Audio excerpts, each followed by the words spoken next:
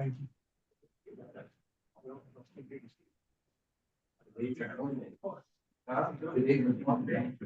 Yeah. It's either one or the other. Yeah, this one.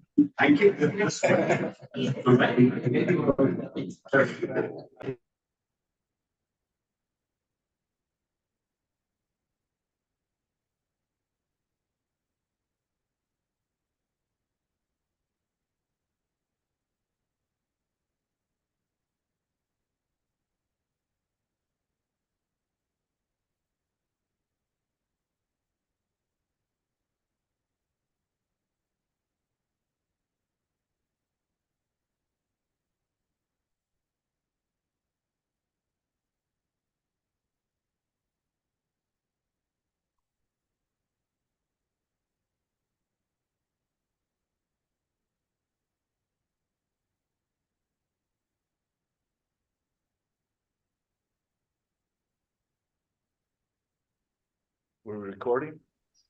Go ahead and call this Board of Supervisors meeting to order, and we want to welcome everyone, and good to see you again, Becky.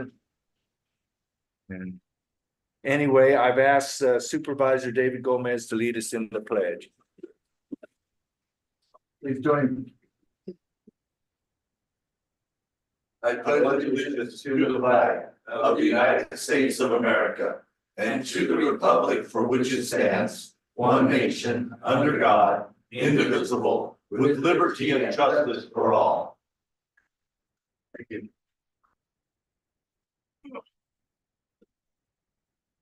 Thank you, Supervisor Gomez, and we will now go to call to the public. Is there anyone that'd like to address the board and call to the public?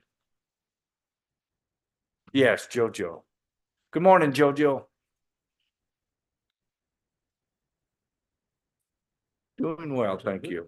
Good, good. Well, I'm taking my assessor hat off this morning for just a moment, and I'm putting my Chamber of Commerce hat on.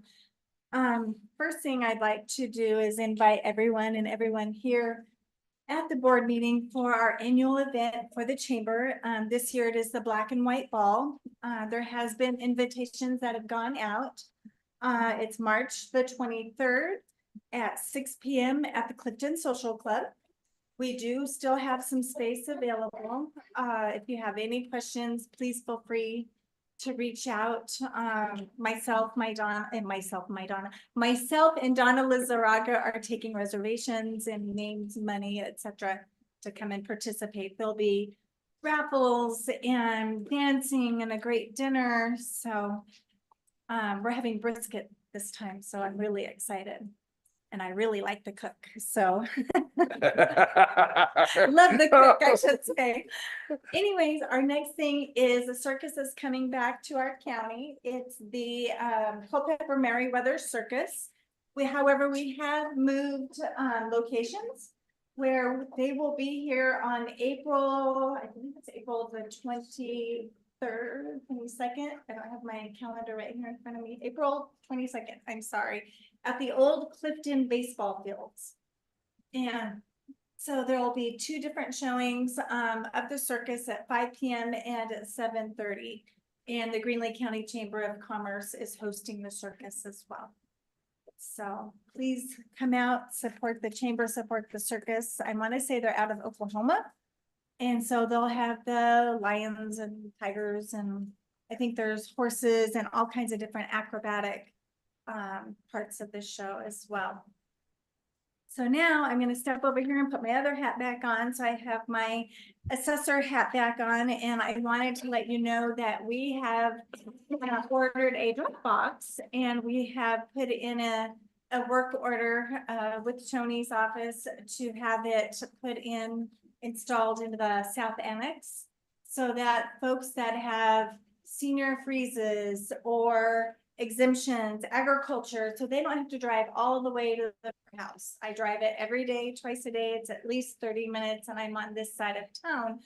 And so we thought it would make it really easy and a convenience for our folks that are over in that area to drop off their paperwork and not have to come all the way to the courthouse to drop off their paperwork. So you should be seeing that coming soon.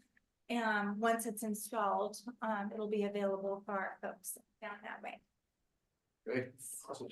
Thank you very much. You're very welcome, and I do have extra invitations if you did not receive it. Anyone else in call to the public? Sheriff? Good morning. Good morning. Good morning.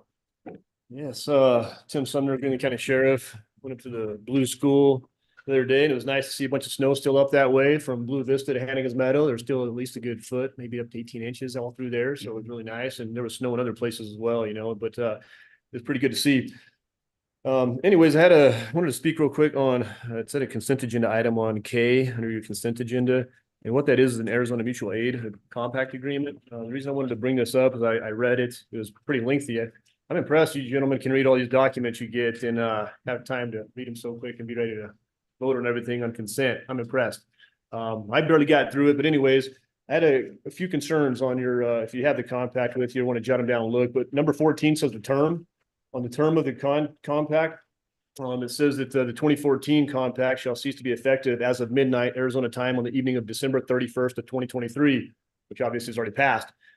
And this compact shall go into effect immediately thereafter for all parties that have signed this compact before that date and time.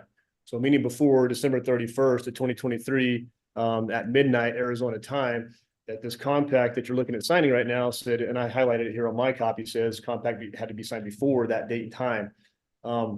So I just didn't know if you're aware of that. I wanted you to maybe address that, maybe able to come out of the consent agenda and talk about it to address that. Another one is number 19, the non-appropriation. Number 19 or non-appropriation, it talks about the parties, if the party's funds are not appropriated, allocated, and available, or if the appropriation is changed by the legislature, governing body, I don't have time to read it all, you can, but I highlighted that part right there because my understanding is that, again, non-appropriated money can't be spent, right? And so we always talk about that and talk about what you can and can't spend based on if it was appropriated, if it was budgeted and that kind of stuff. So I've never seen the appropriation or budget for that. I don't know if it's there, maybe it is, but I know you're always big on, is this budgeted or is it appropriated or whatever, right? So if it's not budgeted, it probably needs to be addressed that way before it's gone and signed.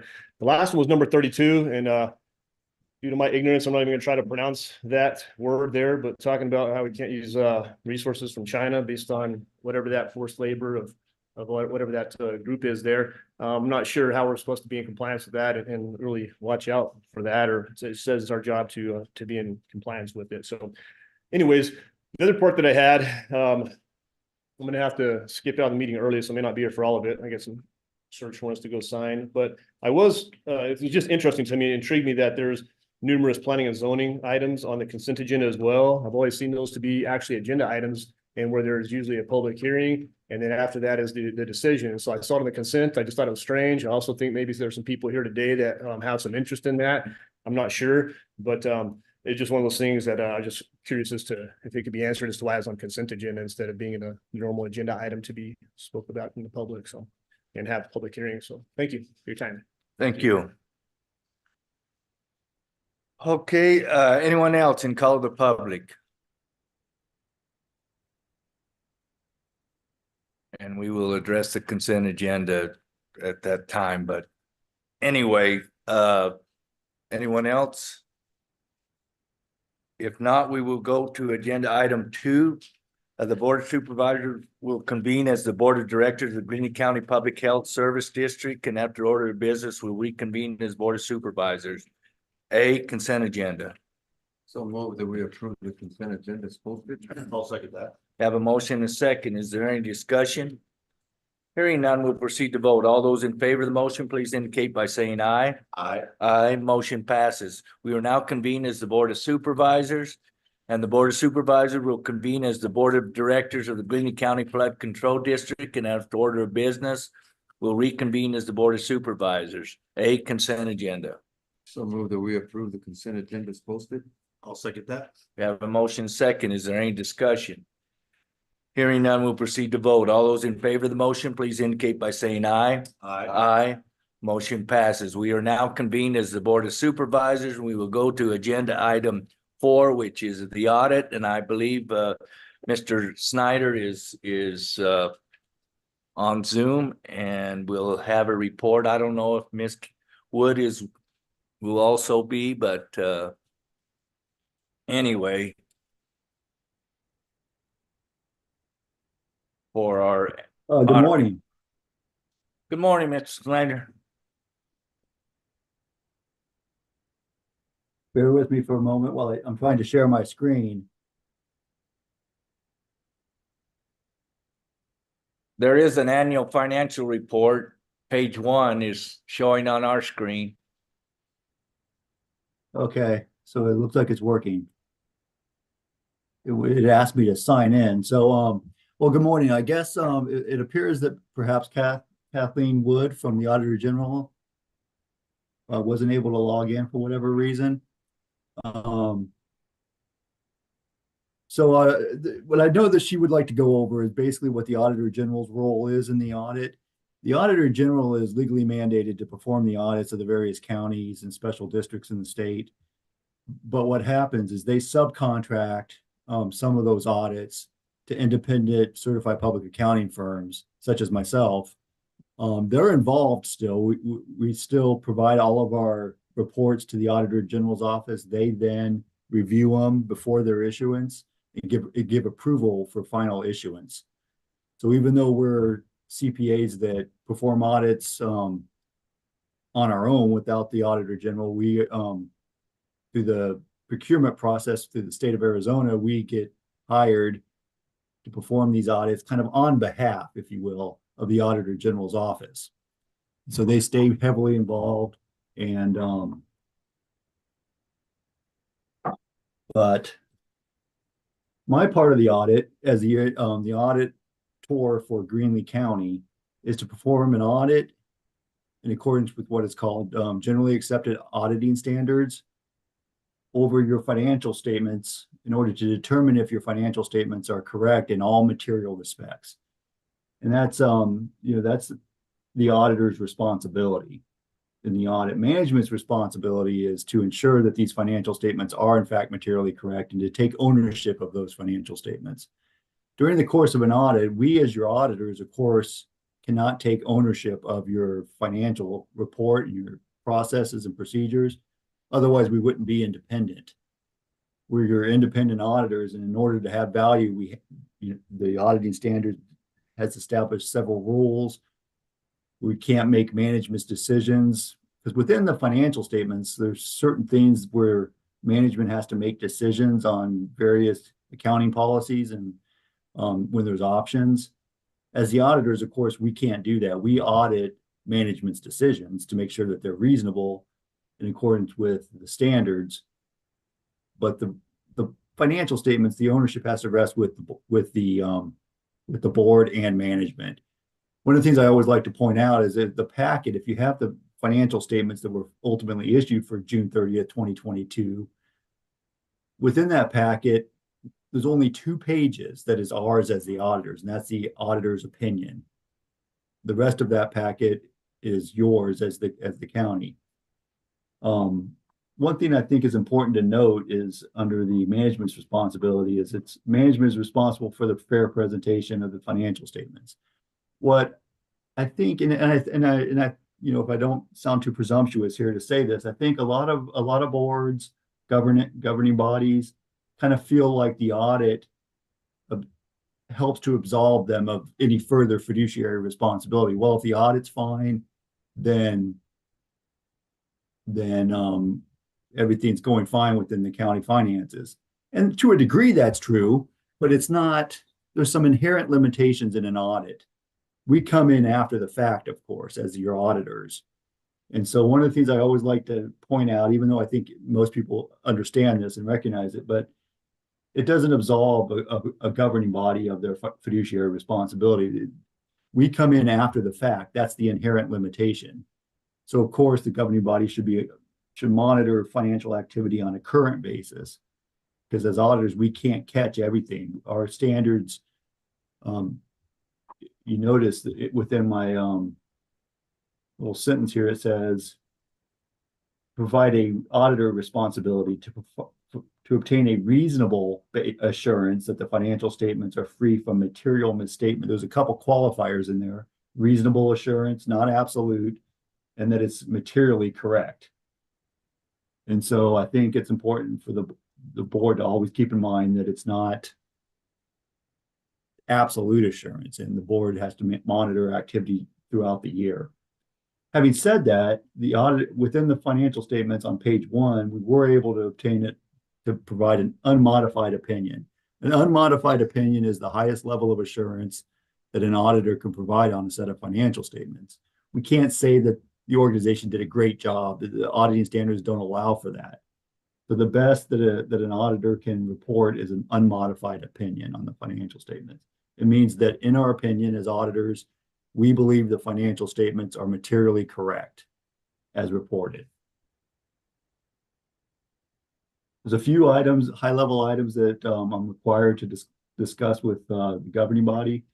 Some qualitative aspects of accounting practices, as I mentioned, those qualitative aspects when there's decisions, management decisions that can be made that can affect how amounts are reported in the financial statements. As the auditors, we're not allowed to make those decisions. We evaluate management's decisions within that. We had no difficulties in performing our audit that were significant.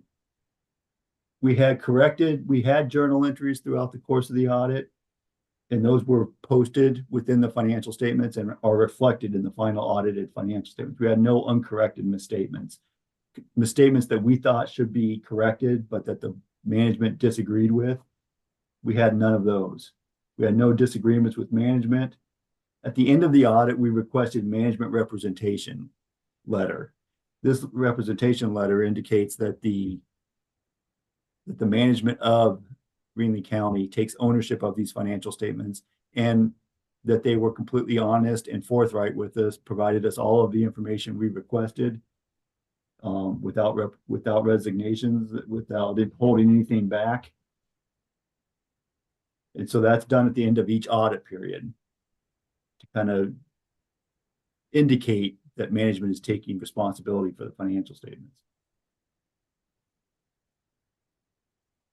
As part of your audit, because you receive federal financial assistance, we not only give an opinion, as I previously discussed, on the financial statements, whether or not the financial statements are correct in all material respects, we also are required to audit your major federal programs.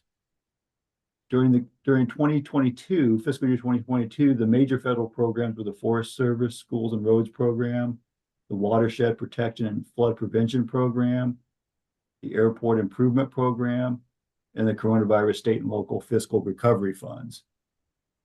So in addition to an unmodified opinion on your financial statements, we also were able to give for fiscal year 2022 an unmodified opinion on all of your major federal programs. And that's an improvement from the prior year. In 2021 audit, we had qualifications, meaning we had significant compliance issues on a couple of your major programs. We did have some findings that are reported in your single audit reporting package, starting on page 7. The cash monitoring is a repeat finding where some of the cash accounts we feel like should be included within your financial recording on a regular basis, such as the courts and the and some of the sheriff accounts. We feel like should be more closely monitored and tracked within an accounting system. And we do have some minor, relatively insignificant differences, but still there shouldn't be any differences in the overall bank account reconciliation at the end of each year. There's some unknown differences that we're able to overcome as auditors because it's not overly material to the financial statements, but we still think it's important enough to point out to the governing board. Credit card approval and documented purposes. There was some improvement during 2022 on the credit card forms. However, the policy of the county is that all credit card transactions need to be pre-approved, and that should be indicated on this credit card form. However, it looks like all the credit card forms were reviewed by either Renee or Derek. But it didn't look like the county policy was being followed exactly, where there was pre-approval. So we say this is a significant deficiency, and that's less than a material weakness. A material weakness is something we think could be extremely material and significant to the organization. This is less than that. It's a significant deficiency. You also had some issues with the federal and state grants and contract reconciliations that we think, as auditors, we think the county should strengthen a little bit. Some of the accounting and tracking of the grant revenue versus the expenses that were incurred, so that you can ensure that all receivables are adequately tracked and ultimately billed to the federal agency, federal and state agency. Those are the overall financial statement findings. You also had some findings on the federal awards. The primary one, and this is a repeat finding as well, that the single audit reporting package was not filed within the required deadline of 9 months after the fiscal year end. And for the Forest Service School and Roads program, the uniform guidance, which is the overall guidance that dictates various administrative requirements that the organization must follow when expending federal awards, requires that each and every transaction that is being charged to a federal award is specifically identified and tracked within your accounting system. Most programs, you do this just fine. You have separate funds set up for each federal program. However, for the Forest Service Schools and Roads program, you transfer it for the expenditures that are passed through to the various schools and other organizations. Those are tracked fine. We were able to specifically identify those. However, about $300,000 each year is transferred to the HERF fund, to the road fund, and then it just becomes part of the overall expenditures there. It's not tracked specifically to this program's expenditures. And I believe, according to talking to Renee, that's been the accounting system, the general ledger system has been modified for future years to where those costs will be tracked separately. But as of June 30th, 2022, that had not been implemented yet. So we were compelled to write a finding about it. And of course, I'm available for any questions. I know that's a high level overview. I'm happy to go into any more detail if requested. Yes, is there any questions? Mr. Snyder, you know, and I know, you know, when you said the acceptable auditing standards, and I know that the letter that the auditor send out, and I've been involved in this for many years, not only in this organization or whatever, that letter has become softer and softer as far as the auditors on them accepting a liability, and that's fine. But on some of these deficiencies, I know our staff works extremely hard trying to make sure that what has happened, and that's a reflection of our financial statements. On some of these things, you said that our staff is working with your suggestions. Our staff is working to correct this. Is that not my understanding? That seems correct. Yes, I think that the findings are better than in the prior year. I think 2022 was a better year, had less significant findings, and I do believe, you know, I can't speak until I actually audit it in the 2023 year. But based on discussions, I believe that at least the credit card approval and the specific identification of the federal awards, at a minimum, I think those have been addressed sufficiently. Again, it's hard for me to tell until I audit the next year, but I know that each year that the staff works on these items, and there has been improvement. And I appreciate that, and that's a reflection of our staff, and we appreciate that. Also, I guess it seems like, what can we do to help refine the audit process so we can complete the audit in a timely fashion? Do you have any suggestions on that? Well, I think it's not so much the audit process, in my opinion. It's being ready to begin the audit. You know, I don't come in until you guys say you're ready to begin. And that, theoretically, if you have a March 31st deadline, you should be ready by December even, to begin the audit for the prior fiscal year. And it's usually March or April before you're ready, before I start receiving the information from the consultant, in order to begin my procedures. I mean, there's a few things within the audit process itself that could be strengthened. And we've talked about that with the consultant and with Renee. It's mostly just some reconciliations that could be improved upon, such as this federal and state grants and contracts receivable reconciliation. I spend a lot of time testing the schedule of expenditures of federal awards, which list all of your federal expenditures during the fiscal year. That's an extremely important part of the audit because it dictates the major federal programs that we have to test. And I think each year that needs a little bit of work, and it takes a little bit of extra time. So that does slow the audit process down significantly. But the biggest thing is just readiness to begin the audit. It needs to be backed up a couple of months in order to meet that deadline of March 31st each year. And thank you for that.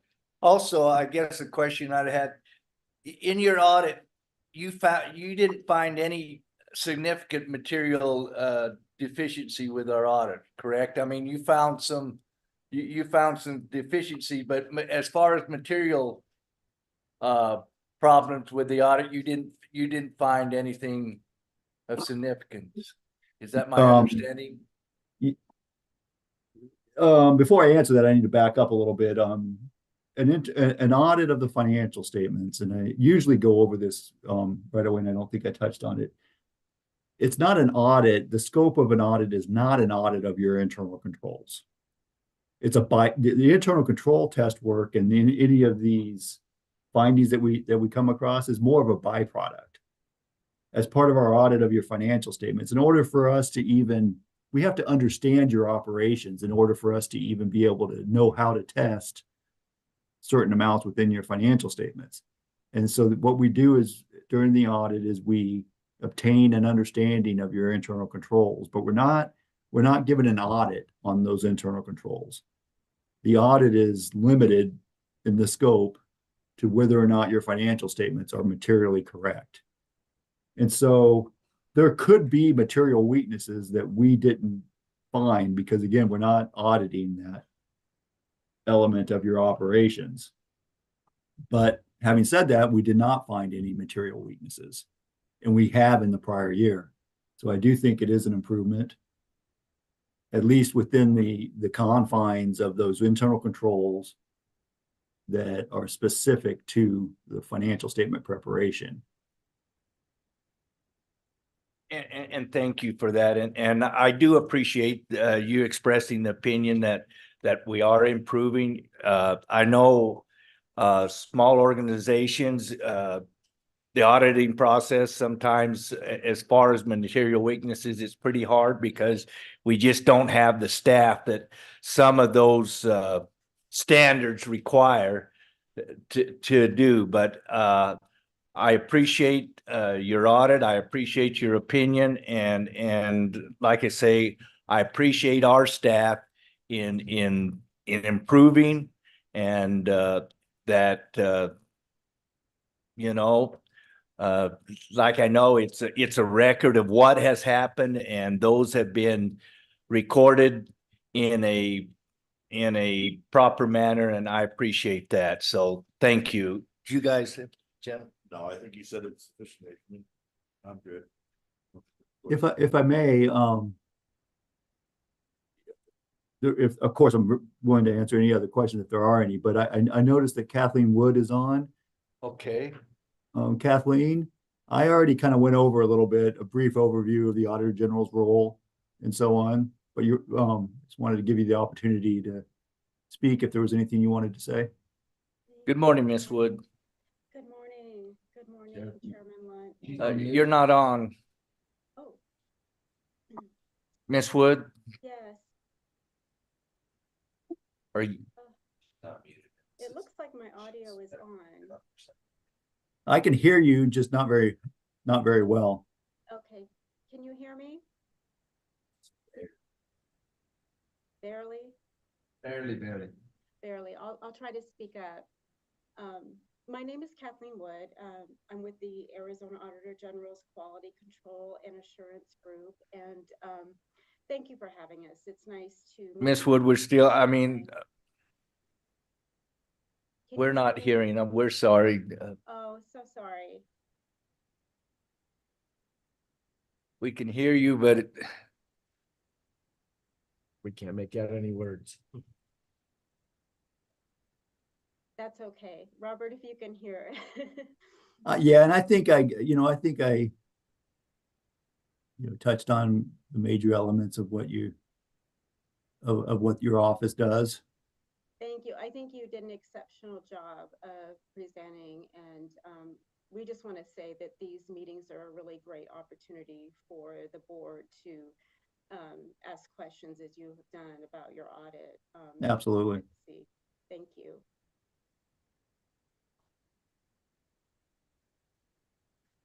Thank you, Miss Woods. I apologize. I don't know whether it's on our end or your end, but we can hear you're talking, but we can't understand all the words.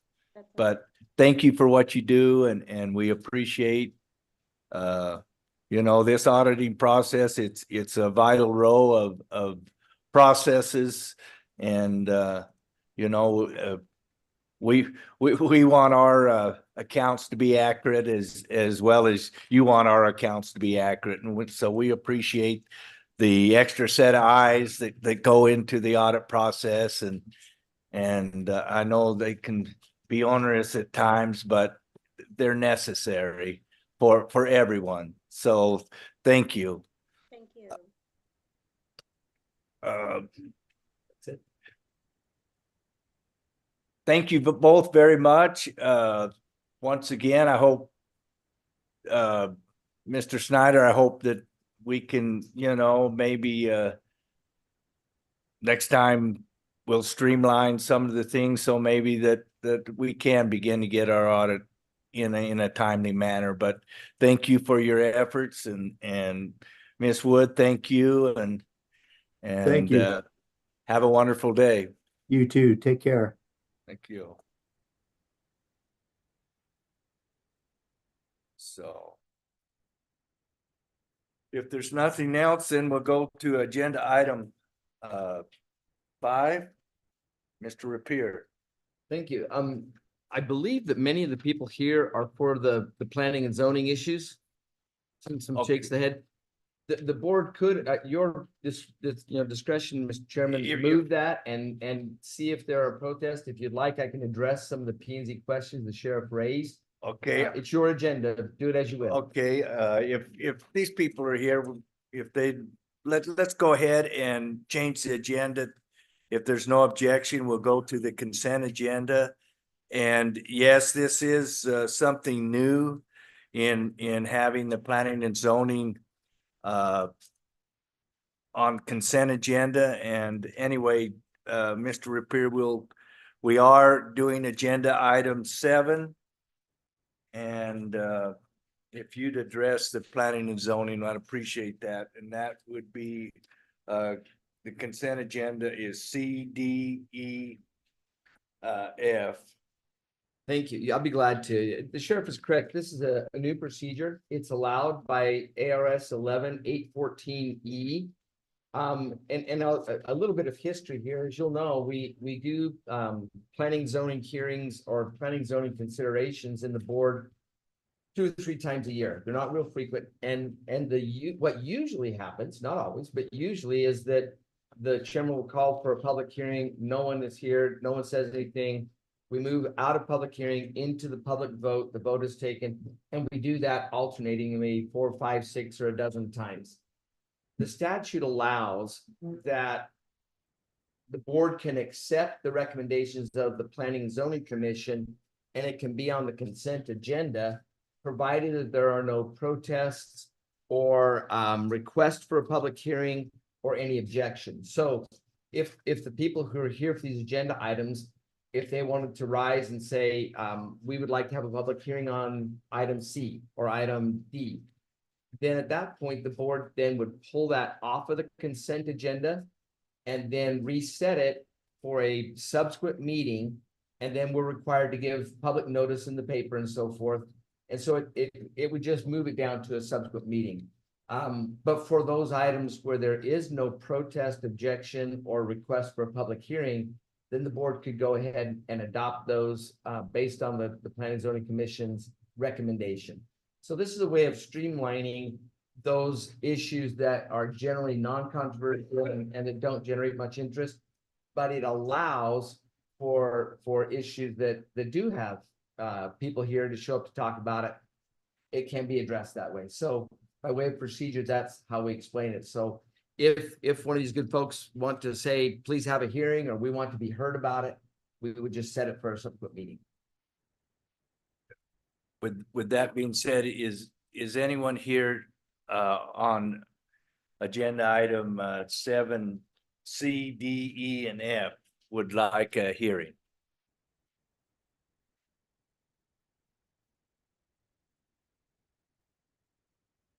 Okay, so there's no objections with anybody in the audience. And if it's my understanding, as long as there's no objections, the board can approve what the recommendation of the Planning and Zoning Commission, and unless someone has an objection and expresses that objection, then we go ahead and vote on the consent agenda, and we accept the recommendation of the Planning and Zoning. So there's no objections on any of the agenda items 7 C, D, E, and F. So with that, gentlemen. Mr. Chairman. Yes. Could we ask Mr. Appear also to hit on item K? There were some issues brought up in 7K. Oh, yes. And so if you could explain that before we proceed, if that's okay. Certainly, the mutual aid agreement. Thank you. I are short memory, I guess.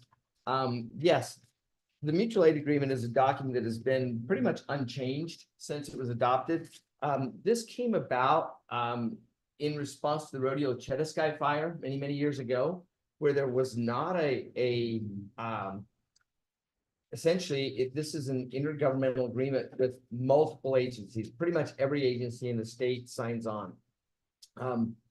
And it is not uncommon for some to be involved before it expires, and sometimes entities get on afterwards. That doesn't affect the agreement itself, nor does it affect our place in that agreement. So adopting it today is just fine. We will become a member of that group. You recall Rodeo Chetaskai, we actually sent some bulldozers up to help fight that fire. Maricopa County sent dozens upon dozens of deputies to help control access into homes and roads and so forth. And it was a multi-jurisdictional fight against this fire. We saw it again in the Wallow fire. The difference was this was in place for the Wallow fire. And so the reimbursements, the way it was, the structure that the emergency was handled was much more smoothly. And so this is renewed periodically, and to keep that in place. With respect to the appropriations, we have already appropriated in the budget things like public works. Our bulldozers and graders are already appropriated. We've appropriated money to first responders, to our emergency management organization. And so that appropriation has already taken place. We have it for our needs, but if we were called upon to use it in Apache County, that appropriation has already taken place. Some of that money will be backfilled in large disasters with either federal emergency management, FEMA money, or DEMA, Department of Emergency Management, which is the Arizona version of that. You generally have to expend the money and then fill out the paperwork and be reimbursed. And so once again, should we send our officers, our ambulances, our bulldozers to another county to help, to the extent that that disaster is eligible for those dollars, because of this agreement, we would be eligible for at least a percentage of our reimbursement. The upside is if, like Wallow Fire, which began in our county, those resources would then flow our direction as well. Great, thank you. So if there's no further questions, gentlemen, motion would be in order. Well, with everything that has been said and presented, I so move that we approve the consent agenda as posted. And I'll second that. Okay, we have motion and a second. Is there any further discussion? Hearing none, we'll proceed to vote. All those in favor of the motion, please indicate by saying aye. Aye. Motion passes. Thank you very, very much. We will now go back to agenda item 5. Thank you. Thank you, gentlemen. Thank you. Good to see you.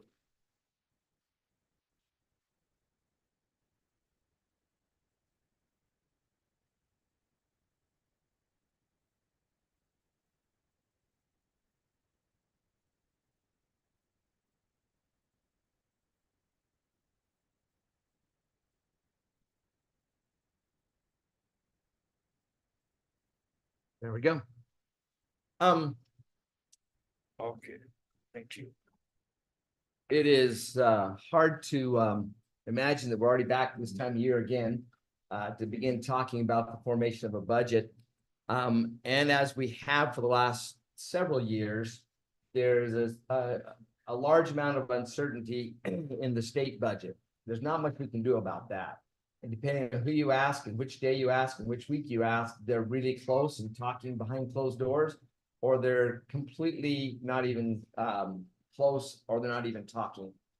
As you may be aware, some senators and members of the House left this morning for Israel, so they're not going to adopt a budget this week. But what we wanted to talk about at this early stage of the budgeting process is setting a few parameters. These are questions we address early every year. And while the answers are often, if not usually the same, they are answers that only the board can supply as we begin to construct a budget. So with that in mind, the first is a tax rate. This is our property tax rate. You'll know, as you well know, we have several sources of revenue. Our 3 major sources of revenue are the shared sales tax, our county half-cent sales tax, and our property tax levy. The truth in taxation rate is the maximum rate that can be levied, without holding public hearing. It can be exceeded, but to do so, there must be a public notice, a public hearing, and a unanimous roll call vote of the board to accept that higher rate.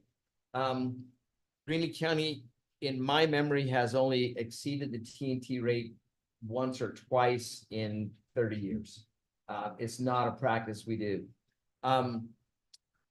As we're also aware, we've been watching shared sales tax revenue and our half-cent sales tax revenue decline. The January receipts were up, but I say that's one. We don't know whether it's a still general decline or whether that's a 1-month bump that's going to signal that we've hit the bottom and we're rebounding or not. My recommendation is that we begin to construct the budget at the T&T rate. If sales tax revenues continue to go down, and it looks like we'll not be able to hit our critical service functions that we budget each year, then we might consider a rise over the T&T rate. We don't have to make that decision till later in the budget season, but as we begin to construct the overall budget, it helps us to know what we can count on the revenue side to begin with. So my first direction I would ask from you is do you want us to build a budget based on the T&T rate, or should we build it on the higher rate? I would build a TNT rate and hopefully it goes lower. Okay, I agree. But- I agree. Cause we don't know, what we don't know. We don't know what the state budget's gonna look like. We don't know what the Correct. sales tax forecast looks like even for February. So. we won't know till next week. Right.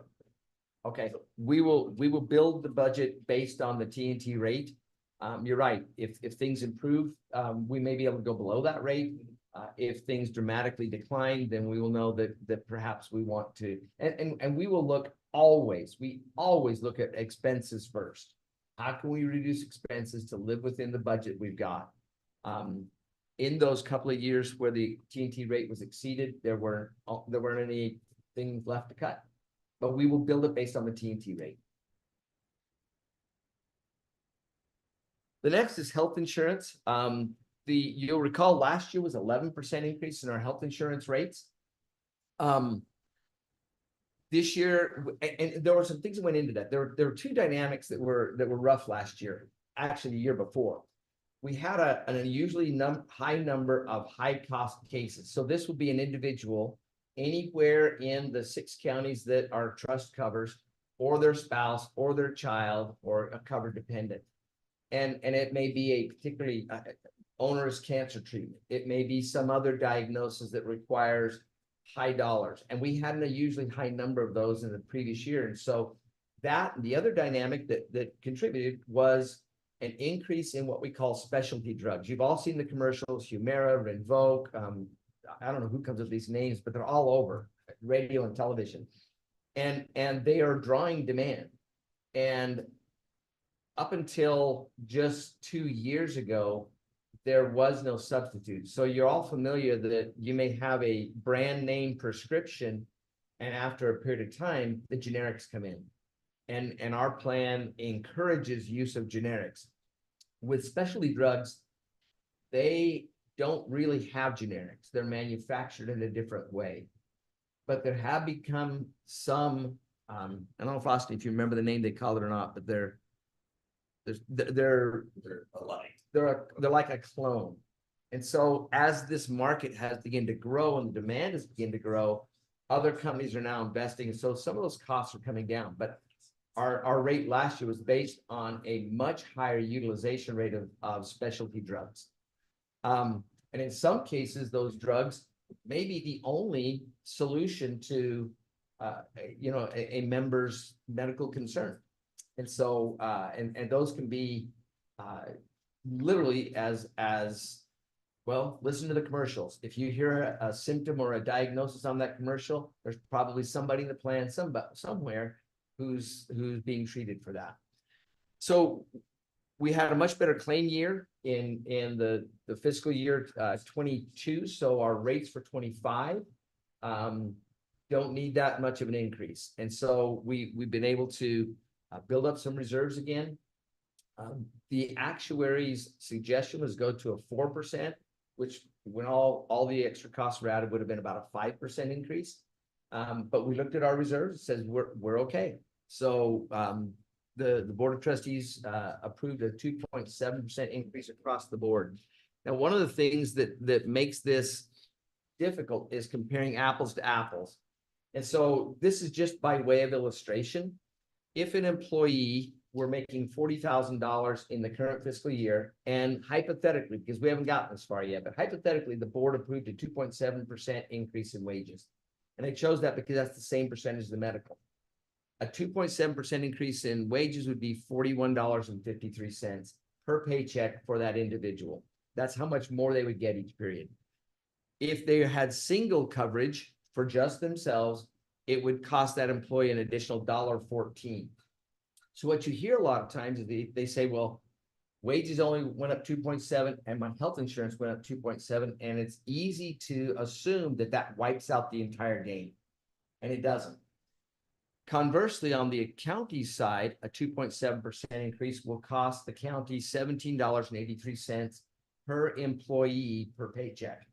So the county is shouldering the greatest portion of the burden here. Family coverage, same thing. If you've got full family coverage, your increase would be $8.03 per paycheck for your insurance premium, while the county's increase would be $36.98. But in both cases, $1.14 and 803 are only a fraction of the same amount of wage increase. Now, we're not talking about wage increases yet, because there's a whole lot of things we will need to prepare before we bring that to the board. But I wanted to simply show this by way of illustration. And so the question really is, do we continue the same percentage split that we have in the past, where the county bears the same percentage and the employee bears the same percentage of the increased cost? Some counties in the pool, the counties bear the entire cost. I believe there's at least one county that's some split it like we do, and some address it differently each year. In other words, they may split the percentages differently each year. The trust requires that the employer cover at least 80% of the cost of insurance. That's the agreement we all have. So the direction I need is, do we want to build the budget based upon the same percentage split that we've had in the past, or we want to shift that somehow? I'm in favor of the same, like I said, I've always expressed. We want to be fair to the employees, but we also want them to realize that they have a part in helping us keep insurance costs down. And Mr. Chairman, to follow up on that, we have done a very good job. The trust has built a robust wellness program, and we are seeing dividends year after year after year, not only in cost, but more importantly, in lives saved. And there have been lives saved, particularly with our cancer screenings, the mobile mammogram that comes out to all the counties, the skin cancer screenings, those are showing real dividends. I'm going to shame all of the men, because our prostate screenings have never been as good as the mammogram screenings. And that's unfortunate, because that's a lifesaver. But, and as a result, the trust is going to slow those down to every other year. Now, fortunately, prostate cancer is usually one of those where an every other year screening is sufficient. But those kinds of things that the trust offers have real meaningful differences in people's lives. So, charitable donations. Historically, our focus has been on those charities and entities that address some of our needs. So the obvious one is we subsidize or help with Meals on Wheels and the senior food program. That helps keep people in their homes. When they're in their homes, it's much less expensive than if they move to a care facility of various levels where we have a cost coming back. Now, if they need to be in a care facility, they should go. And we know there'll be a bill coming back to Greenlee County. But to the extent people can stay in their homes, that helps. And so it's very symbiotic, very synergistic, what we do there. Last year, we had several other requests, and we've already got one already for the coming fiscal year from a group from last year. So, for example, there's the Alpine Trail. There was the San Francisco River Project. We provided some funding to the Festival of Lights, as well as the Veterans Foundation. I say Veterans Foundation. Let me get it right. It's the Modest Bluff Memorial. And so, all worthy causes. Those stepped us a little bit out of our traditional charitable giving, and we had the funds to do it. We are monitoring again the revenues and what we think they will do in the coming year. That's always a bit of a guess. We look historically and we say, what are the trends?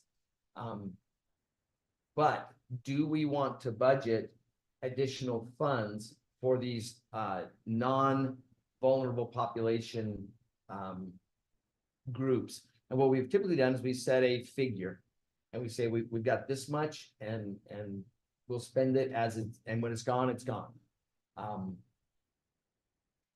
What's your pleasure on that one? We need to get a report back on some of these. For example, I think the Alpine Trail and the San Francisco River, we need to get a report and find out what became of the money that we donated. We know what happened with the Festival of Lights, and we know the goal for the helicopter to get up on the hill. And so I believe that the ones that we did contribute to this year are important to the communities, but like, can we kind of feel out what the revenues are that are gonna come in and then maybe take them on a one-on-one basis? Certainly we can. My opinion is we don't wanna touch Meals on Wheels, we don't wanna touch senior center, I mean, we wanna continue that support. I mean, 100%. Okay. As we have. I think the other ones, we have normally set an amount. An annual amount that we can chip away from, and if you have presented to us and we agree. So I still think that we come up with that bucket amount, and then, but based on the state budget, based on valuations, based on sales tax, numbers. So I think we're not there yet on that number, but to answer part of your question, obviously the senior center and Meals on Wheels and that support that we provide is incredibly essential for the community, and we don't want to touch that. But And that would be my feelings, and I also, you know what? We were able to be generous this past year because things were, the mine was doing well. We've got some revenue from the state, but it was one-time revenue. And so I agree with Ron, and because some of those, David, I mean, are very, I think they'd help. But I also I don't want to touch the elderly. I want to make sure that they're taken care of and some of those things. So, maybe we set something that's very conservative, but we make sure that those historical ones, the elderly and disadvantaged, we take care of. And if we're able, then on a case by case basis, we address those when we know what our revenues truly are. I think that we'll take sort of a two-tier approach.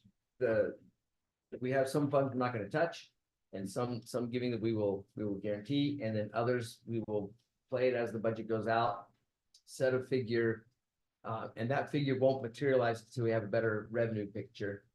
And then at that point, we'll just have to discipline as we execute the budget, saying we set X number of dollars and it's gone. And so there we go. I will solicit some reports back from some of those groups to get an idea of how our money was spent last year and how it was good. I want to point something out as well in this realm. And it happened again yesterday. There's a lot of things that we do that don't cost us money. So for example, we have supported the Colors of Copper by simply letting them use some of our temporary fencing. And that has been a big help to them. Yesterday, we had a meeting with the state land commissioner, and there was a request that has been bogged down a bit on the Modest Bluff. And Supervisor Gomez raised that, and literally the fellow we were visiting with says, let me take that. I will go make a copy of it. I will shepherd this to the right person right now. Cost us nothing, except that that's a meeting that Supervisor Gomez was in. He knew how and who to talk to. And that's something that sometimes the Modest Bluff folks may not do. And so I don't get the impression that it's only dollars we do. There's a lot. Chairman Lunt has spent many hours over the years with the state legislature protecting funds, protecting initiatives that help our citizens in many ways that don't cost us $1 out of our budget. So thank you. We will build sort of a two-tier approach then. that's great. Per diem rates. There was a big kerfuffle about 2 weeks ago that going to McDonald's in New York is now a $20 experience for a Big Mac value meal. People were questioning, is that a value? But it speaks to a larger issue. And that is that costs are rising. We've held a $50 per day anywhere in the state per diem rate for many, many, many years. It's always been above some rates. So if you were heading to Page or Yuma, our $50 rate is probably higher than the state rate for that. For Phoenix, it was slightly above for a long time and then equal to, and now it's fallen behind Phoenix. So the Phoenix rate there is $59 a day currently. We are not tied by law to keep the same rate. as the state, but we've always used that as a guideline.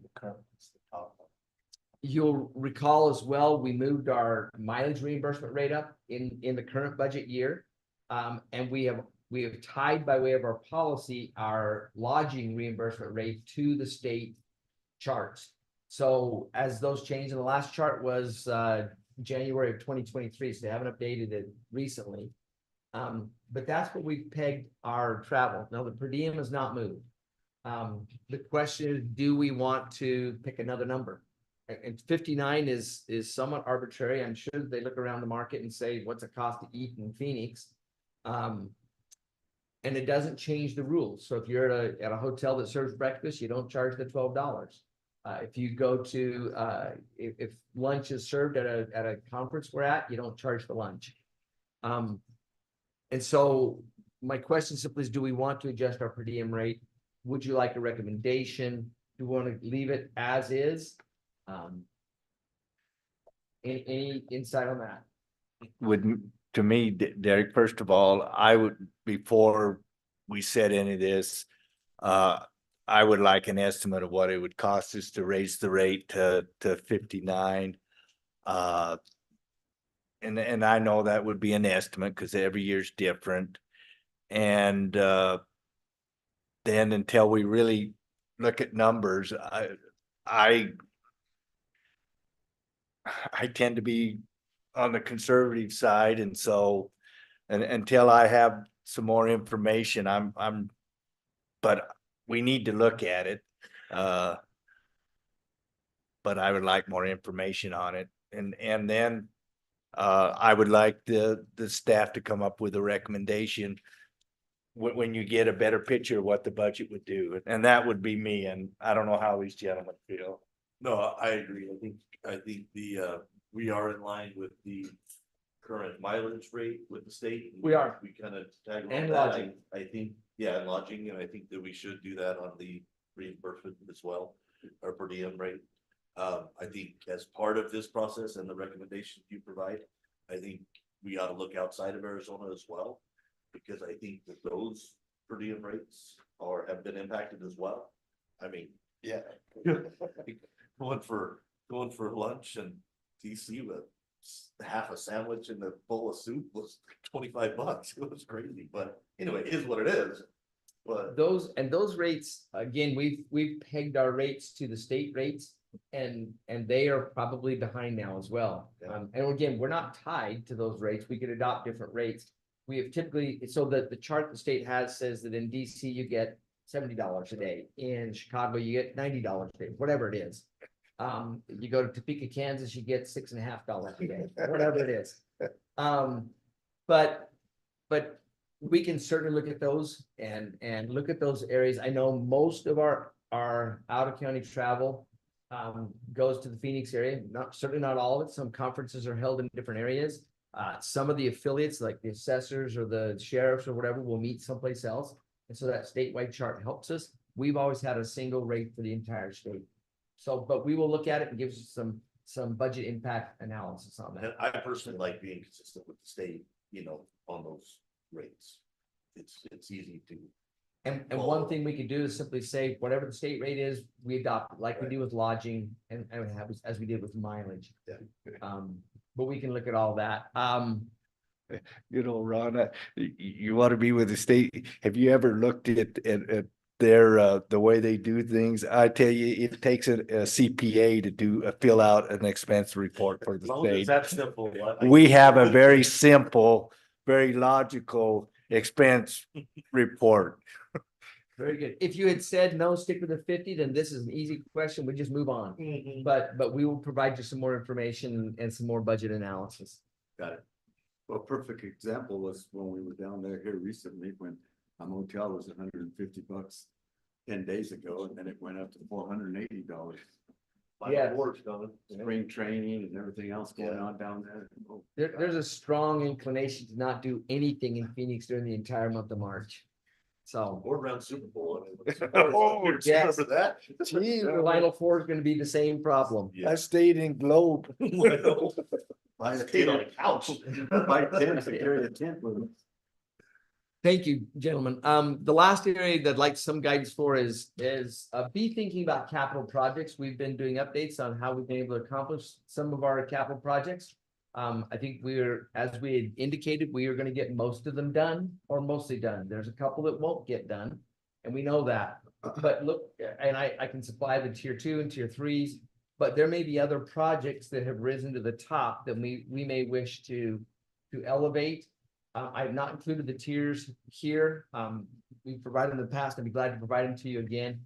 But I didn't include them because there may be something that's not on our current list that we say, hey, we need to build a great big gazebo over the coming roundabout at Three-Way.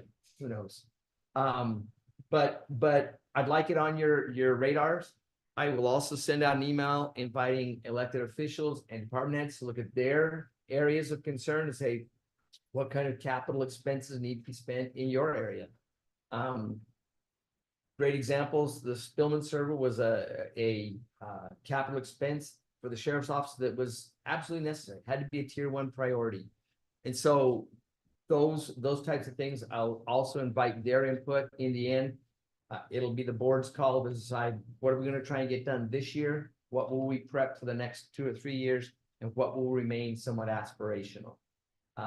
But whereas we had a very static approach to capital projects for a long time, we've tried to make that much more dynamic and be able to look at, measure, and get them off of our plates and done.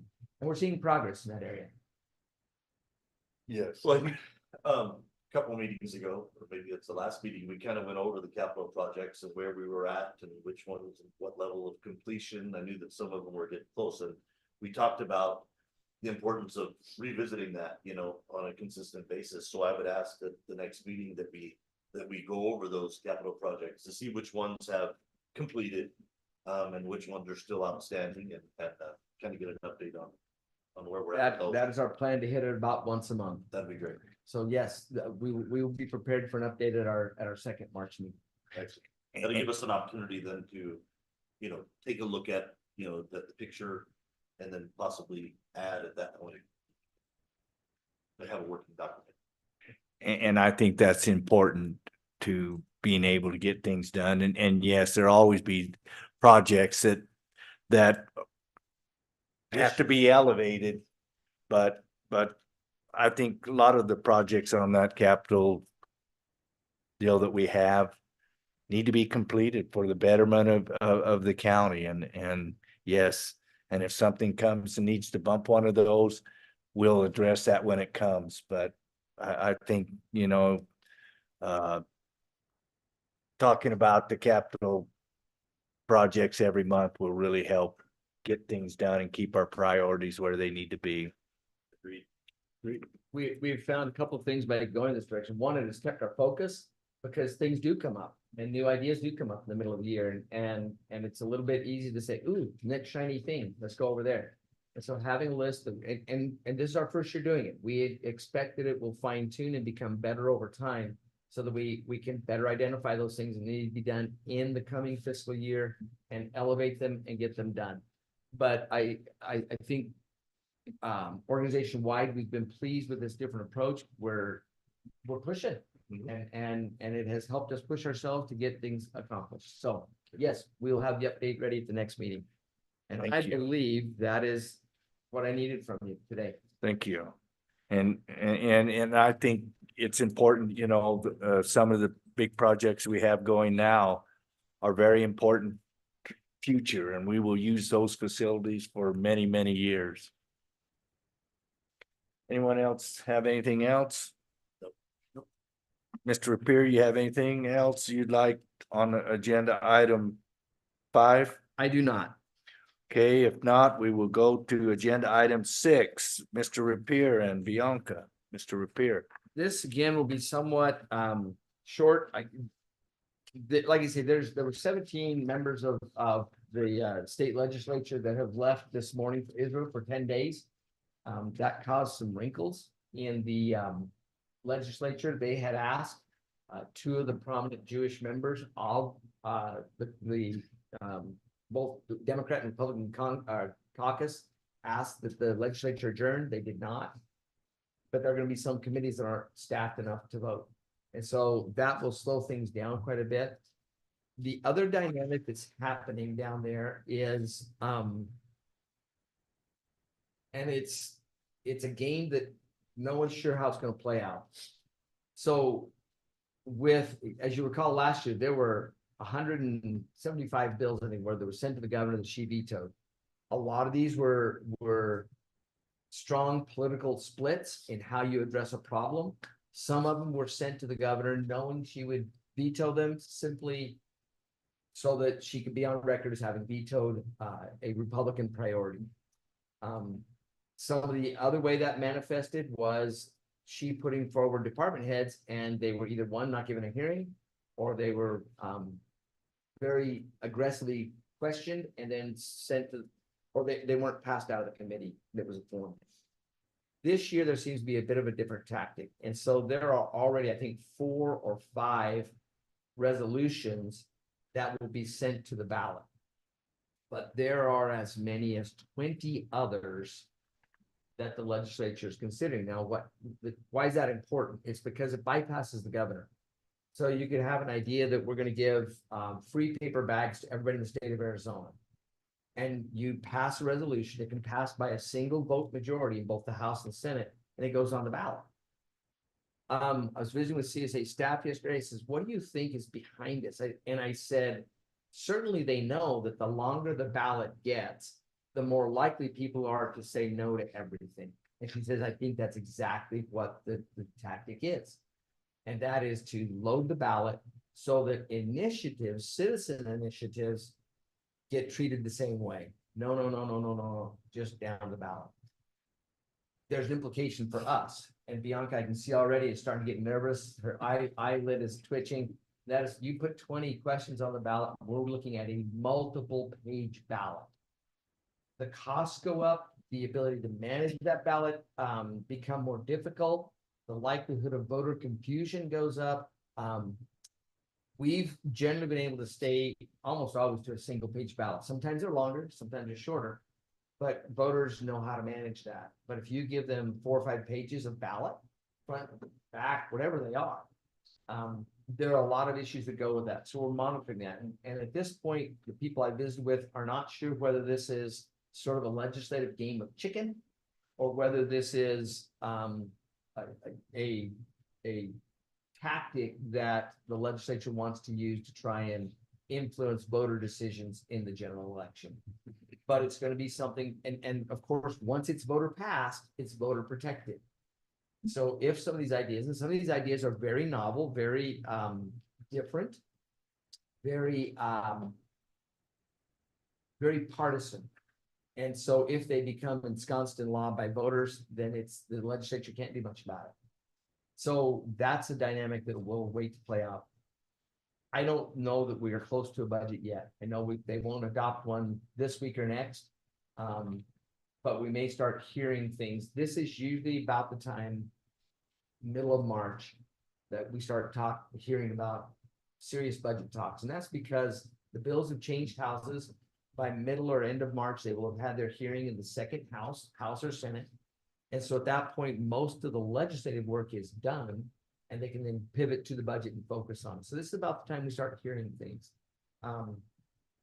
Unfortunately, the only thing that we've heard for certain is that there will not be any raises to state employees. There is a touchstone on that for us in that we have some state employees who work in our buildings. And so that creates a local dynamic of perceived fairness. But other than that, we don't know what the state impact will be. The thing we're watching for is cost shifts. And I'm going to leave it to Chairman Lund to talk about the things that the LPC has been monitoring it, because some of those cost shifts don't show up until the state starts getting serious about budget. With that, I certainly stand for questions. Questions for me? Thank you. And that's all I have on that. Bianca?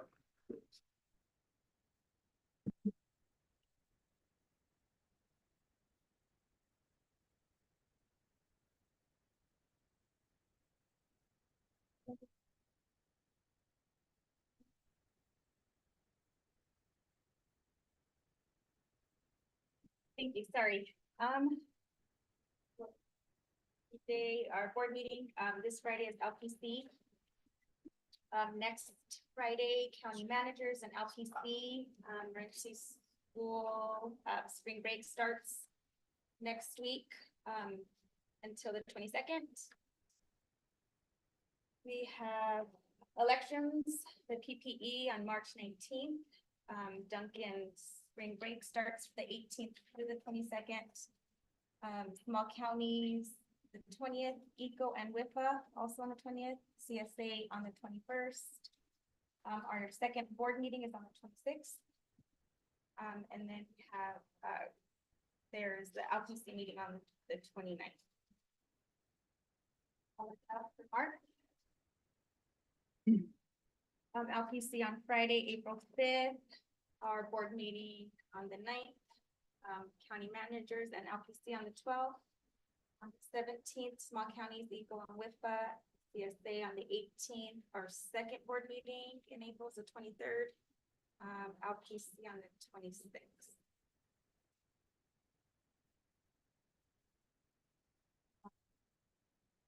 May, there's Vigo on the 2nd.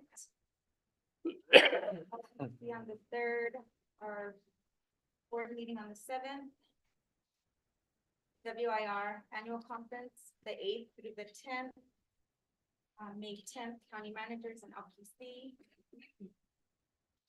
Small counties on the 15th, ECO and WIP on the 15th. Thursday, the 16th, CSA, our second board meeting on the 21st, LPC on the 24th. The 27th is Memorial Day, our offices are closed. And on 31st, Friday is LPC. Do we know when? I- Yeah. 'Cause Back to the graduations, On the 20th. I'll do that. High school graduation. Okay, I was Graduation using- on the 24th. I was asking. On the 23rd. Thank you, I was asking. I'm not sure when Duncan's. Generally the same days. Yeah. They have been the last few years. Lindsay, do you know when Duncan's? Yeah, it is. 24th. Thank you, Lindsay. Thank you.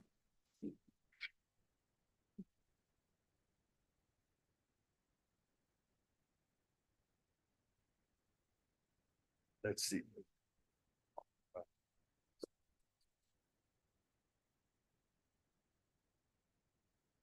Okay, does anybody else have anything to add?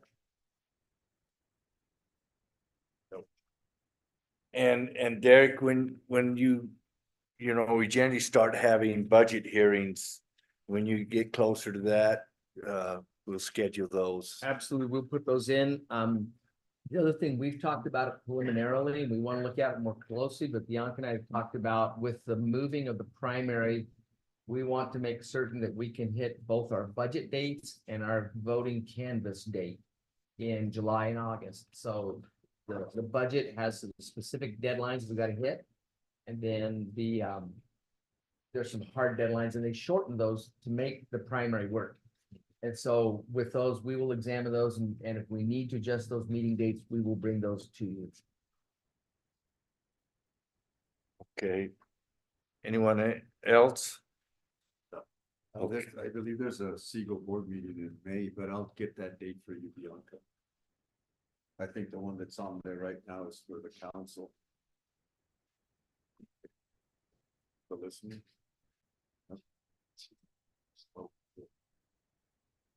I'll talk to her after. Okay, with that, I believe, we'll go to agenda item 8. Mr. Campbell. Nothing for me. I'm looking forward to hearing about state lands. I don't have anything. Okay, yes. The budget is still hush hush with the state. It's still on with leadership. They haven't presented a budget to the body of the whole yet. That's always interesting when you have a small margins, like you have both in the Senate and the house, everybody feels in power. What am I gonna get to get my vote? And we've seen this the last few years. Last year, it went on forever. And it seems like more and more leadership are pounding out the budget and then going to the body and say, accept this. And then there's some haggling going on, well, you need my vote. And anyway, there are a lot of things that like Mr. Rapier said, that could be on the budget. On the ballot. That is unprecedented. As one reason, and as you know, as Mr. Rapier explained, you get a whole bunch. Most voters just go, no, no, no, no, no, no. They don't want to take the time to understand what's there. And so that might be a ploy. We have a lot of election things going through. The agendas are extremely full. I think they have another, well, I think next week. and 17 of them are gone. I think is the last time you can hear bills from the other house. So I don't know. It's disheartening. It's very disheartening. And I know in the LPC, most of the bills that are coming before us, we're not, for one reason or another, we're not supporting. And that's sad when you spend most of your time in defense instead of offense of what good things should be coming out. And I could go into the particulars, but there's so many of them. And I appreciate, the recorders have been staying on top of a lot of these things on the validation of, and the electronics. And I know there's a bill that they want to make it where you can't sign electronically, or you can only have so many on the, and it's Senator Kim Bennett out of Yavapai. We ought to make it easier to vote. I think the system we have has worked very well. And this idea that everybody wants to tweak it and make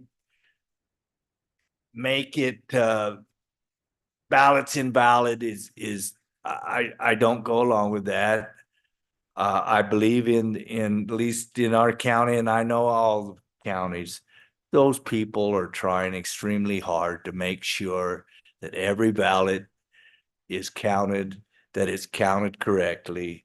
And we're spending a lot of time at the legislature coming up with things that really don't need to be corrected, in my opinion. But if they drop bills, a lot of times I know, and then water. I know that's a heated subject. I know with the WIFA board, Andy Tobin, who was appointed by Governor Ducey, they found out in the bylaws that he needed to resign. So he did the thing that he should have. And so Governor Hobbs will get an appointee to the 9-member boards of the WIFA. So I know there's some concern about that. I know the governor has the ear on the west side with a lot of their water problems. I'm here to tell you the east side is a lot different than the west side.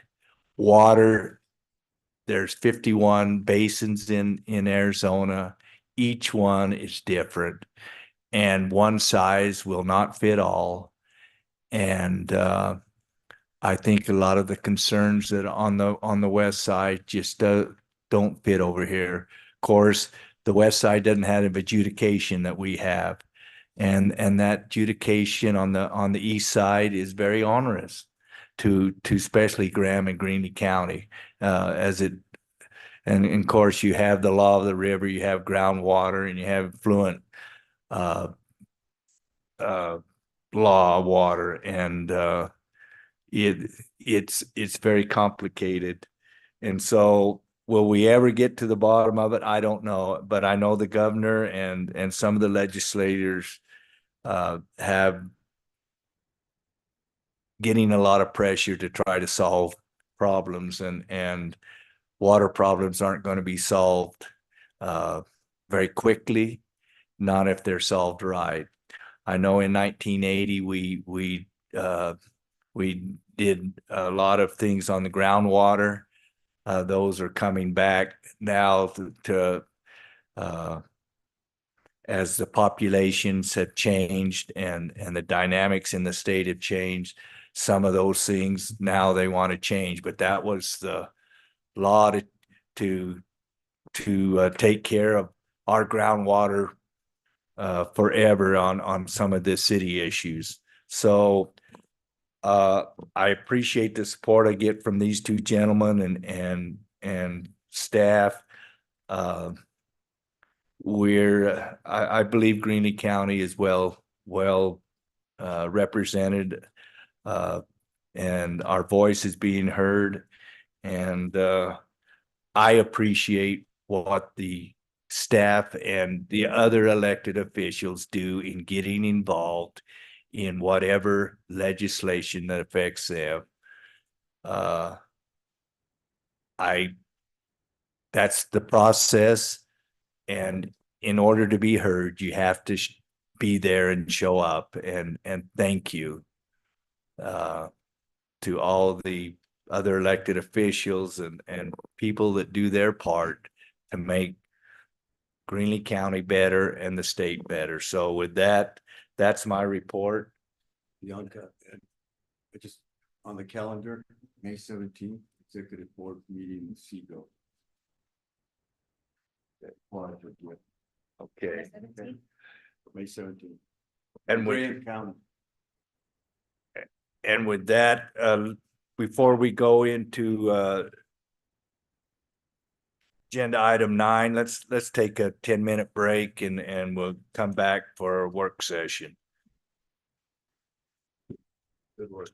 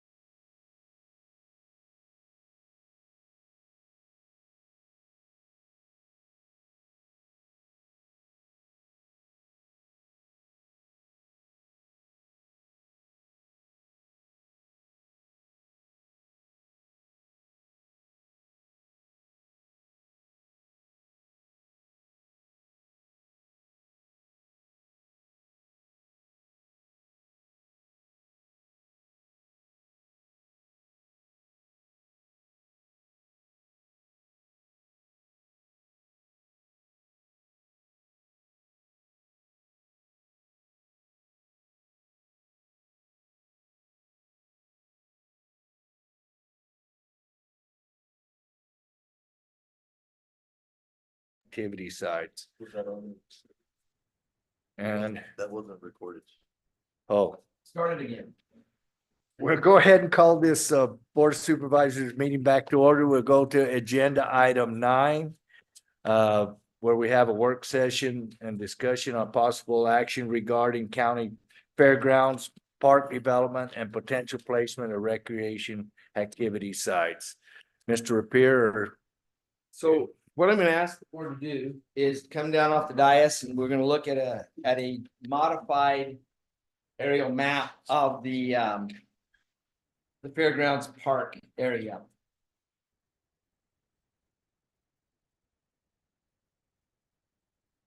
And we developed this on purpose because sometimes when we have these discussions, we look at what is and fail to look at what could be. So since you're all standing there, by way of orientation, the only things that are on this map are things that would be very, very difficult to move or cannot be moved. So for example, we have invested in the arena. We've got chutes at the north end. We've got a roping chute at the south end. We have the buildings, including the grandstand. This is the dance floor and bar. As we go down here, the jockey room, the paddock, and so forth. These are buildings that we're not moving.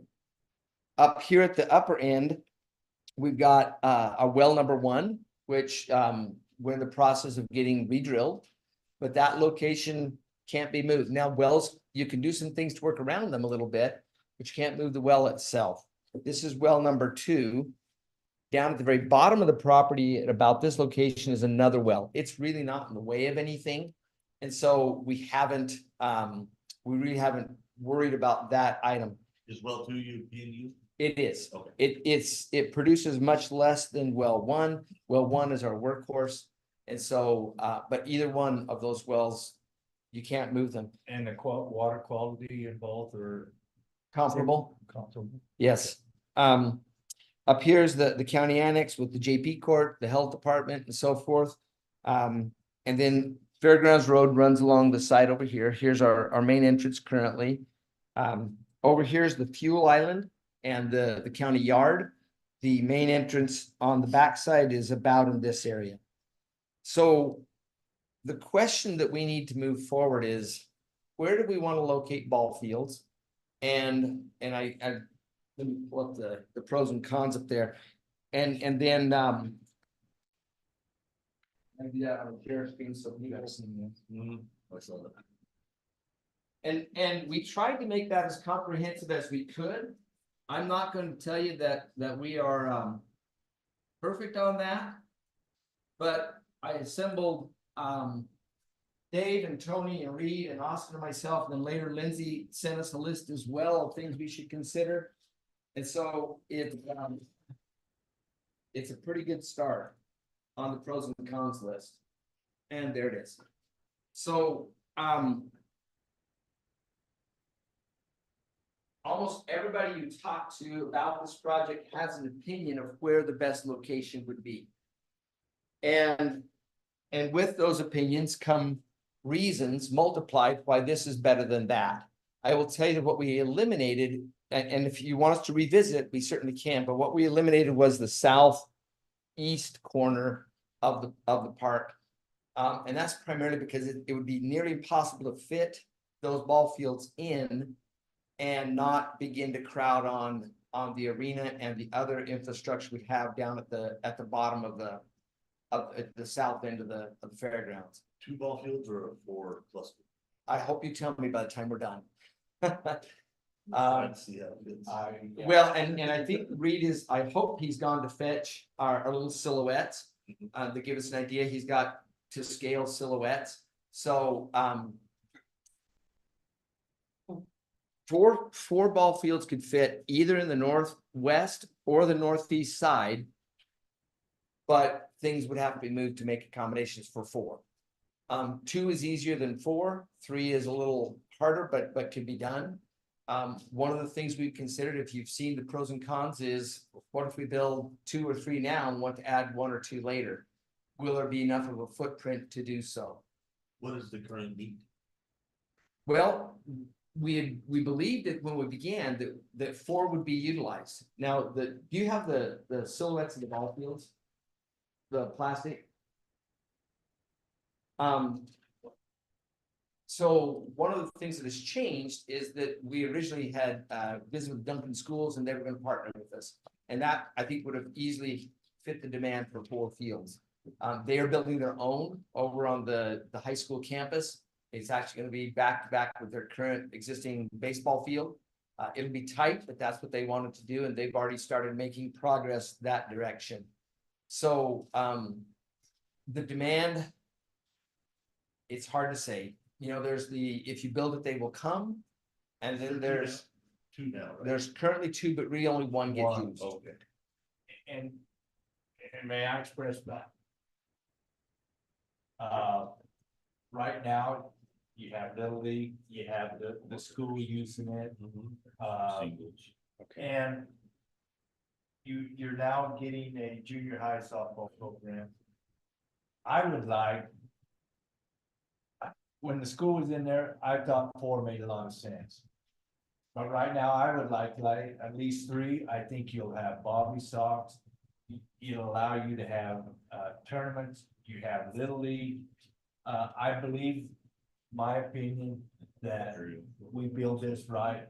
The high school will want to use our fields at time when they can have tournaments and stuff. So I'm just telling you right now, my preference would be at least 3.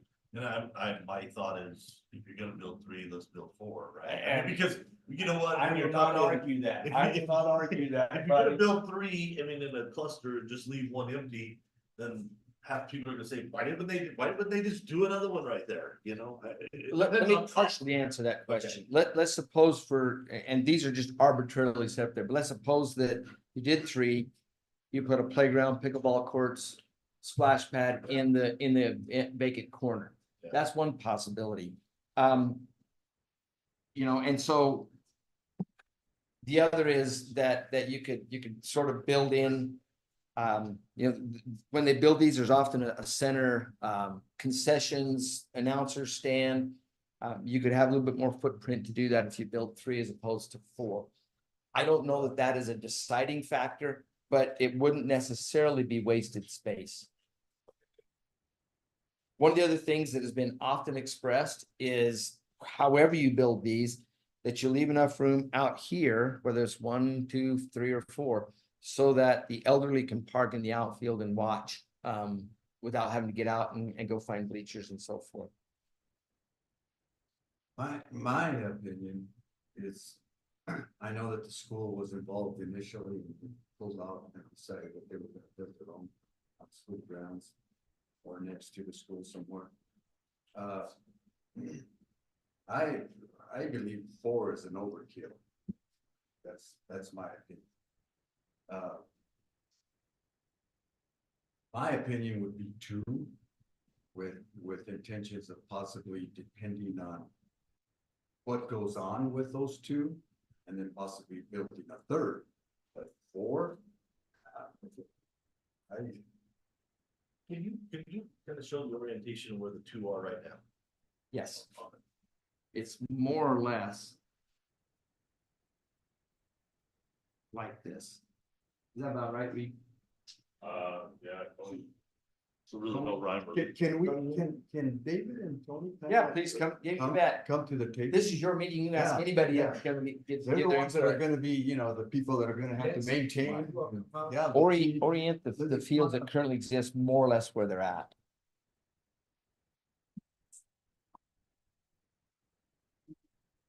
I'm guessing that we built one and then we're like, hey, we need another one, and we just built another one where it made sense. It is almost never used, as it's partly because there's no grass and no water over there. Yeah. It tends to get thorns and stickers. And there's not a real easy place to park near it, so the restrooms are further away. So it doesn't get used as often. Now, to go to David's point, is 2 enough? Or do you feel that if we built 2, then that there would be more of a, I don't know what the demand is down there, you know, I mean, I know there's several. Right now, where you practice there's no fields to practice, none whatsoever. There, as far as right now, sometimes you always have a conflict right now with the high school and they build their too. But if you get softball with the young Bobby Sox, where are they gonna play? Because that season is happening the same time as Little League. And so you always have neat practice field and, if you have 3 fields, David, you can have tournaments. The high school can have tournaments out there. The Little League can have tournaments. Bobby Sox can have tournaments. The public can have tournaments. I don't know, 4 fields might be an overkill, David, but I think 3 fields will be utilized and will serve that into the county as very, very well. See, and I'm also looking at, mentioned that all these organizations that are planning to beef up and possibly become a reality, I'm looking at the distance of where it's at for a tournament versus a tournament that's, and I'm not, I'm not separating the communities and saying this, They are separated by. yeah, but saying this negatively. If someone that's putting a tournament together, they're gonna want somewhere where they're close proximity, like Morenci and the fields that they have up there, versus going all the way to Duncan to have a tournament. That's just my opinion, but I want everybody to put in their 2 cents. You have 2 fields up here, David. Let me suggest that Renee weigh in on that because he did those tournaments for a long time. Maybe he still does. I don't know. Renee, tournaments, would people attend in Duncan? Would they, if there are 4 fields? I mean, give us some dynamic. You've done this. Tournaments like adults? Yeah. Anything, any type of tournament. Facilities are nice, they'll come, they wanna play ball, but right now, I'm more on the 2 fields. Because it's gonna, the high school went their own way, we set those up at 300-foot fields. And then you have portable fences, any middle league or junior high softball, those distances are 210 to 225. Like softball too? Yeah, so softball plays on the same field, the only problem is little league, and that's not a problem, you set the same fence up, it's the same distance, so you bring in a portable mound. I don't think Duncan has to traffic for little league, like they can handle softball and little league on one night. For all the games that they got to play for, as many teams that participate down there. The benefit tournaments, usually up here, they're finished in 2 days on 2 fields. It depends on the amount of teams you accept and your time frame. You can wrap a tournament up in 1 day if you don't want to get after it. But it's all organization. But the high school, they want a big part of it. I think the 2 would be fun. The third one could always serve as a purpose, but like Austin was saying, he said if we build the 2 and keep the area enough for 4, and if the usage shows to add an additional field, let's add the field. That's my. Because what's the turnout on, you gotta look at the numbers for Duncan, how many teams do you turn out for the Little League, Bobby Sox, you have 1 junior high team. And we can't bail the high school out if they're looking for a new field when they get to the college, Baseball, junior, they could use the fields at. baseball, junior, Yeah, they're just not fun. and baseball. So you have 4 or school affiliated teams. So maybe the 3rd field for the junior high baseball? Because that's a whole different dimension, that's hard. And in terms of the number, I mean, I didn't know this before, there are differences between softball and little league fields, there are. But if you had 3, you could build 1 little league, 2 softball, or, the other way around, however it works. So I think you could accommodate the usage based on the, it's impossible to say what the demand will be if you build them. I know that what we have now with single field, we do run into conflicts, especially in spring with our softball, little league. If you want numbers, I know Little League has about 80 kids signed up right now. They have not started their season. Softball, I reached out to them. They have 30 girls on the junior high softball team, they do not, they have a field where our dirt track was at the Duncan Junior High. That's where, people do, practice for Little League during the season last year. And it's not maintained or anything, like the grass was up to here. They do use sticker fields, that's what we call it, because there's no other option. Yesterday was the first opening game of the high school, and today is the second game, but the majority of this whole parking area was completely used. There was not a space right here. And then people parked along right here, and the park area and the backside, they parked along right here. So it's showing that there's numbers coming, because that was just softball. So they started at 3:45. They got over about 6:40. There's no way that they could have had a Little League game or practice after that. If they turn on the lights, there is the option. One of the things I had Tony drawing here was, and this, we missed it. This is the current location of the road. It could be easily realigned to come this direction. Parking right now, when we originally talked about it, we would square off this parking area. It's somewhat sloped right now. But we've also talked about extending the parking through this direction, so you could come in this, like maybe enter here and leave here. One of the considerations yes.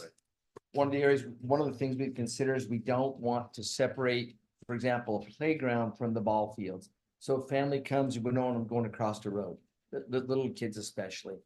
Parking along the highway has been somewhat of a problem.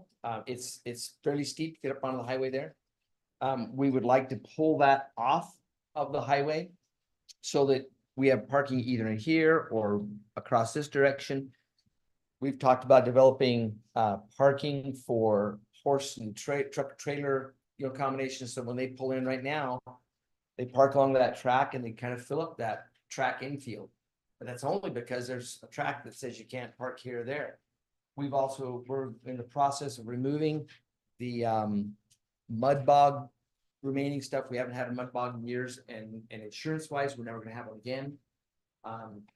But if roads could be realigned, parking could be realigned. And so it really does. And I do think whether you choose here or here, you look at it and say, could we build more? If we go two, could we build two more, easily without having to rearrange the whole park again? And I, make a comment. And I'm basing my opinion on the Little League. For years, I coached Little League baseball back in the day when it was all handled out of the Wild Kitten field up in Morenci.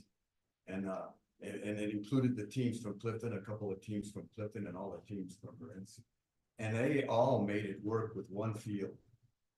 Scheduling games, of course, everybody looked for a place to practice in a corner field, in a school playground, and so on and so forth. Yeah, I'm sure that's still going on. Like I was mentioning to you guys the other day, I used to go and practice right there at the Fairbanks playground. I mean, it was a dirt field with rocks and everything that we used to practice at, and I'm not.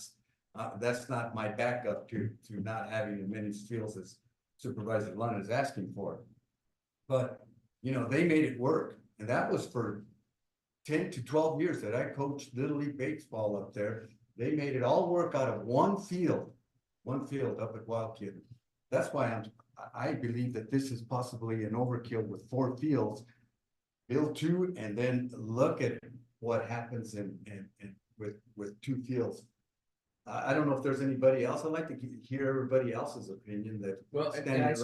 We assembled the pros and cons with this group. Like I say, Lindsay sent us a very extensive list. I filtered them into the different things. And don't get me wrong, they're your staff. Use them as you will. But we've done a lot of that, and we've gone back and forth. Dave and I have had the same conversation a half a dozen times about the pros and cons of the location and the number of fields. So yes, because I'm also looking at the maintenance and the upkeep, and do you spend that kind of money and really they don't come? So why not be conservative and build the 2 and allow for the parking and everything and see how all that plays out, and then add If the demand is there, that's my opinion. David, and I agree with here. But I also know that, once you feel me. And you say you'll come back, it never happens. Well, that's up to the board. That's, yeah. All right, question before I forget it, 'cause I'm old. Is there any infrastructure in this palm print or this palm print that would impact the cost? Is there any infrastructure that would have to be removed or moved besides these two wells? Anything here or here that would help us in that decision process based on infrastructure in place that needs to be torn down? Our main water line comes in from here and would go right through here. If it was placed in the middle here, it wouldn't Yeah. have to be moved. But I wouldn't want it underneath any of the fields. But if it was in line with this alley, Correct. And but that's all. the orientation may be this way, because you orient fields based on the sun, right? Or the water line. Or the water line. All the And frankly, all the we've seen sewer. solutions, you know, where there's some water line issues. We've seen solutions where they build up trees, you know, where it blocks the sun. And so, you know, even if the sun's not aligned, The fields are really set up about right here. okay, there's another symbol right there. Okay. Yeah, just to get an idea, it's more like. Cause that well's right there and it's more like that. So over here, there's nothing on the ground. There are two issues. There's the water and there is some drainage we'd have to work around. It's an issue. Dave deals with it not infrequently. It ends up actually down here by the arena inside the track. It could be managed. The drainage could be. There's otherwise nothing in this upper northwest corner. On this side, there's a playground, there's the restroom facilities, there's a septic tank. Oh, don't look, I don't wanna, there's a septic tank here too, that serves the annex. So I don't wanna minimize that. Could that That's, serve another restroom? That's something, serve another restroom? Eventually, we'll tie that into the city. Oh, okay. so the city sewer comes to here. We would eventually, our plan would be to run it up and connect the annex as well as whatever. Over here, there's a septic that goes with the current established restroom, is that right? And there's of course a playground, and wherever it's at, playground's here. This fence could be moved, this area could be, we could move the yard this direction, we could move the yard back here. So the main infrastructure cost, you guys correct me if I'm wrong, but would be the playground area.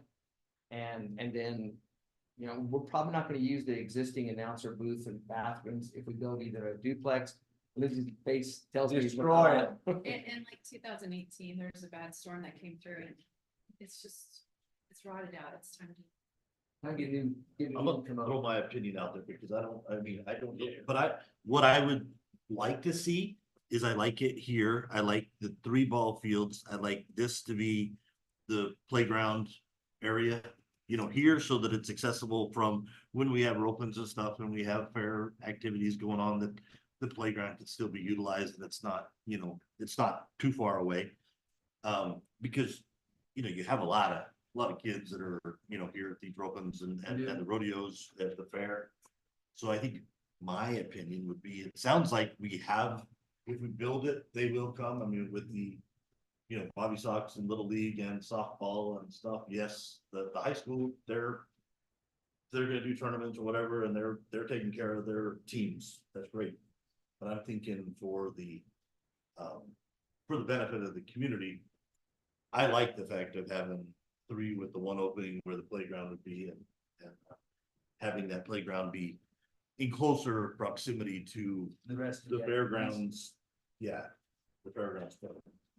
That'd be my opinion. During events, we're gonna have to be able to close down certain sections, so that's fine. But you don't want to, because of the liability, and I have seen this happen with our current fields, where people go to the other activity in the event that's going on and continue over there unsupervised. And so just during the main event, whenever you're charging gate admission, that will be something that we need to talk about, because we don't ever want to feel like anybody's locked out, and we've gotten all called about that. So that's just a thing of, because if you want them to pay gate admission to enter, we'll just have to make sure. What we do, we've talked about this. down, excuse me. Like the public park, so like at fairground, whenever we run fair, we try to close all our gates and shut it down. But with it being a little bit closer to utilize the restrooms and stuff, that's all okay. We'll just have to know that it may have to shut down the fields so that people don't say, well, wait, we're here at the fields to participate at the fields, but if it's one of our events.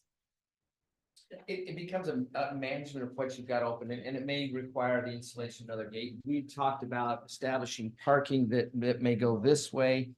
So for a fair, maybe everybody comes in this way and everybody goes out that way, or vice versa. Okay. 'Cause right now, For control, yeah. so for traffic control and emission So that you control. can get your admission, and we can have work.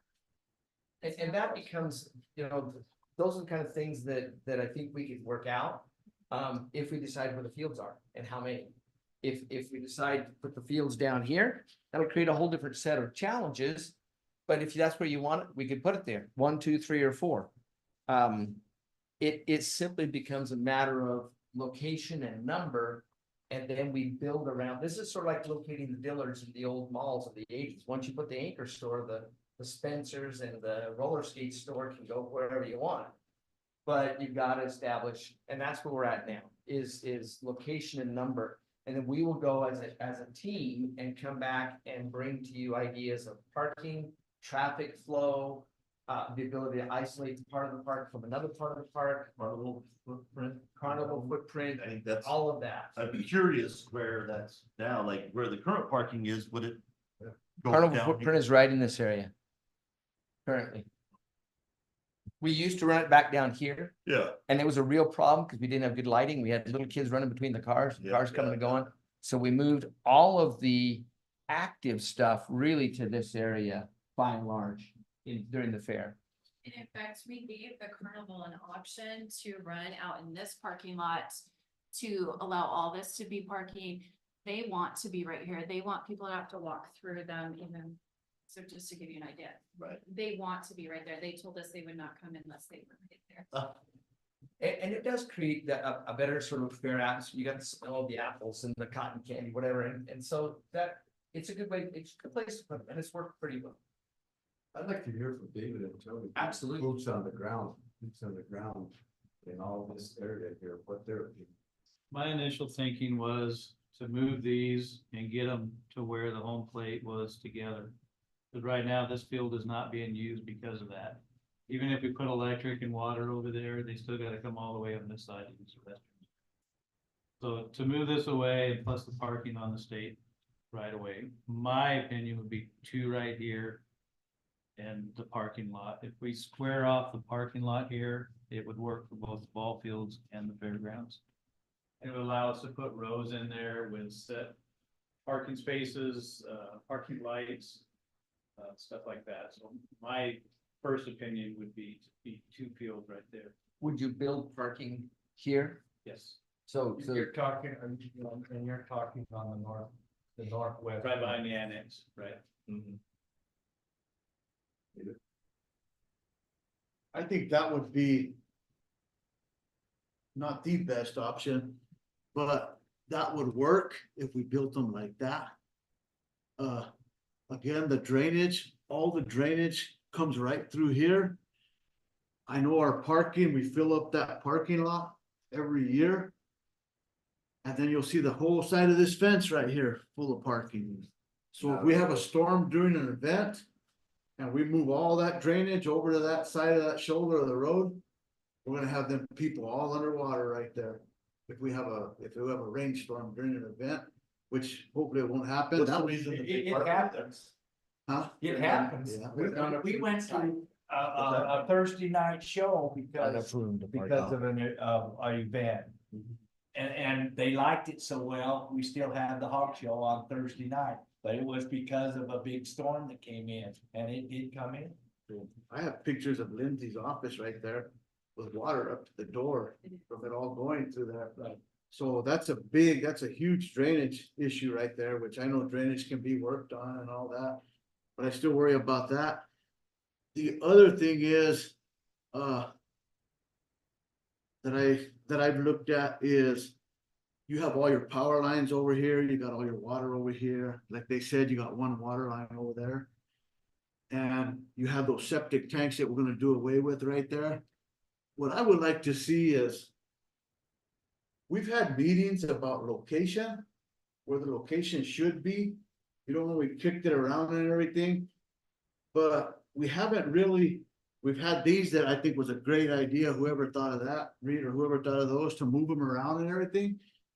But I would like to see maybe a group of people get together and put together like 3 or 4 maps that says, okay, we can build it like this, we can build it like this, or we can build it like this. I don't know how much it costs to bring a professional in to design it so that the flow works for everybody. You know what I mean? Might be worth $4,000, $6,000, $8,000 to bring somebody in to design it. I don't even know what you'd call them. You would call it. I call him the county engineer. They would be very, very expensive, and I'm saying that because Stafford, the city of Stafford is going through that right now. It's not a softball field complex, but it's a multi-use facility there on, right off the Discovery Park Boulevard. And I just happened to look at their meeting minutes, and they paid Kinley Moore several $100,000 to do and they're doing more than layouts, they're doing all the time. But all I'm saying, I want Derek and the board to hear this. If you go that route, reach for your pocket. Well, then just maybe some more organized meetings with everybody and have Reed, I've seen what he can do on AutoCAD. And have him put together, okay, here's 2, 3 different looks right here. You know what I mean? What worries me about this, I've seen this whole area, including back here, full of trailers and that, right? I know Richard, you've seen it and everything. And I just. How would that impact them? It I mean, depends, how would it impact this? it depends on where you put your park, right here. Right. So it depends, because right now we opened this up this year and we had trailers parked about right here. If this is the end of that, we've had trailers parked about right here. Because this is about where our current mud drag announcer stand is that hasn't been removed. But But let me ask you this, right now, we have a rail going around here that eats up a lot of organizational parking. If we organize this parking, you can probably get twice the cars in the same room, in the same room, and right now, we don't. We have obstacles out here that they're parking around, and so if we have trailers that are, maybe 3 feet apart and it's organized, you can put a lot of truck and trailers in an area where right now they're catty-corner, they're everywhere, so, and they have lots of space. You're So- talking about the. and the mud bog pit and everything else, so you're eating up a lot of space. Organizational space as well, because it artificially says you park in or out, and so if that were gone, you could arrange parking differently. But let me speak for David here, because he's raised a good point, and we have the room to put, and I don't know how big it would be, a secondary arena. So one of the challenges that we face is with the track, usually on this side as opposed to this side. But junior roadies and stuff, kids are up here warming up their horses, they're riding back around, all that they do there. Our pedestrians walk right across that track. It would be great to separate our people and our horses. There's room here, depending on the design you choose. There's room here for a secondary arena. There's room here, but that could interfere with, we've just relocated our loading and unloading ramp up here to the north part, about in this area. So yes, but a secondary arena could be here. There's the possibility that other events might locate to, we've talked about collegiate rodeos, perhaps high school rodeos, those kinds of things.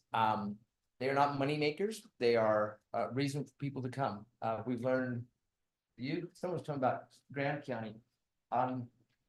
that's pretty much a payout, the high school. They're not getting much in. Graham County supplies the stock, the feed, the buckles, the whole 9 yards.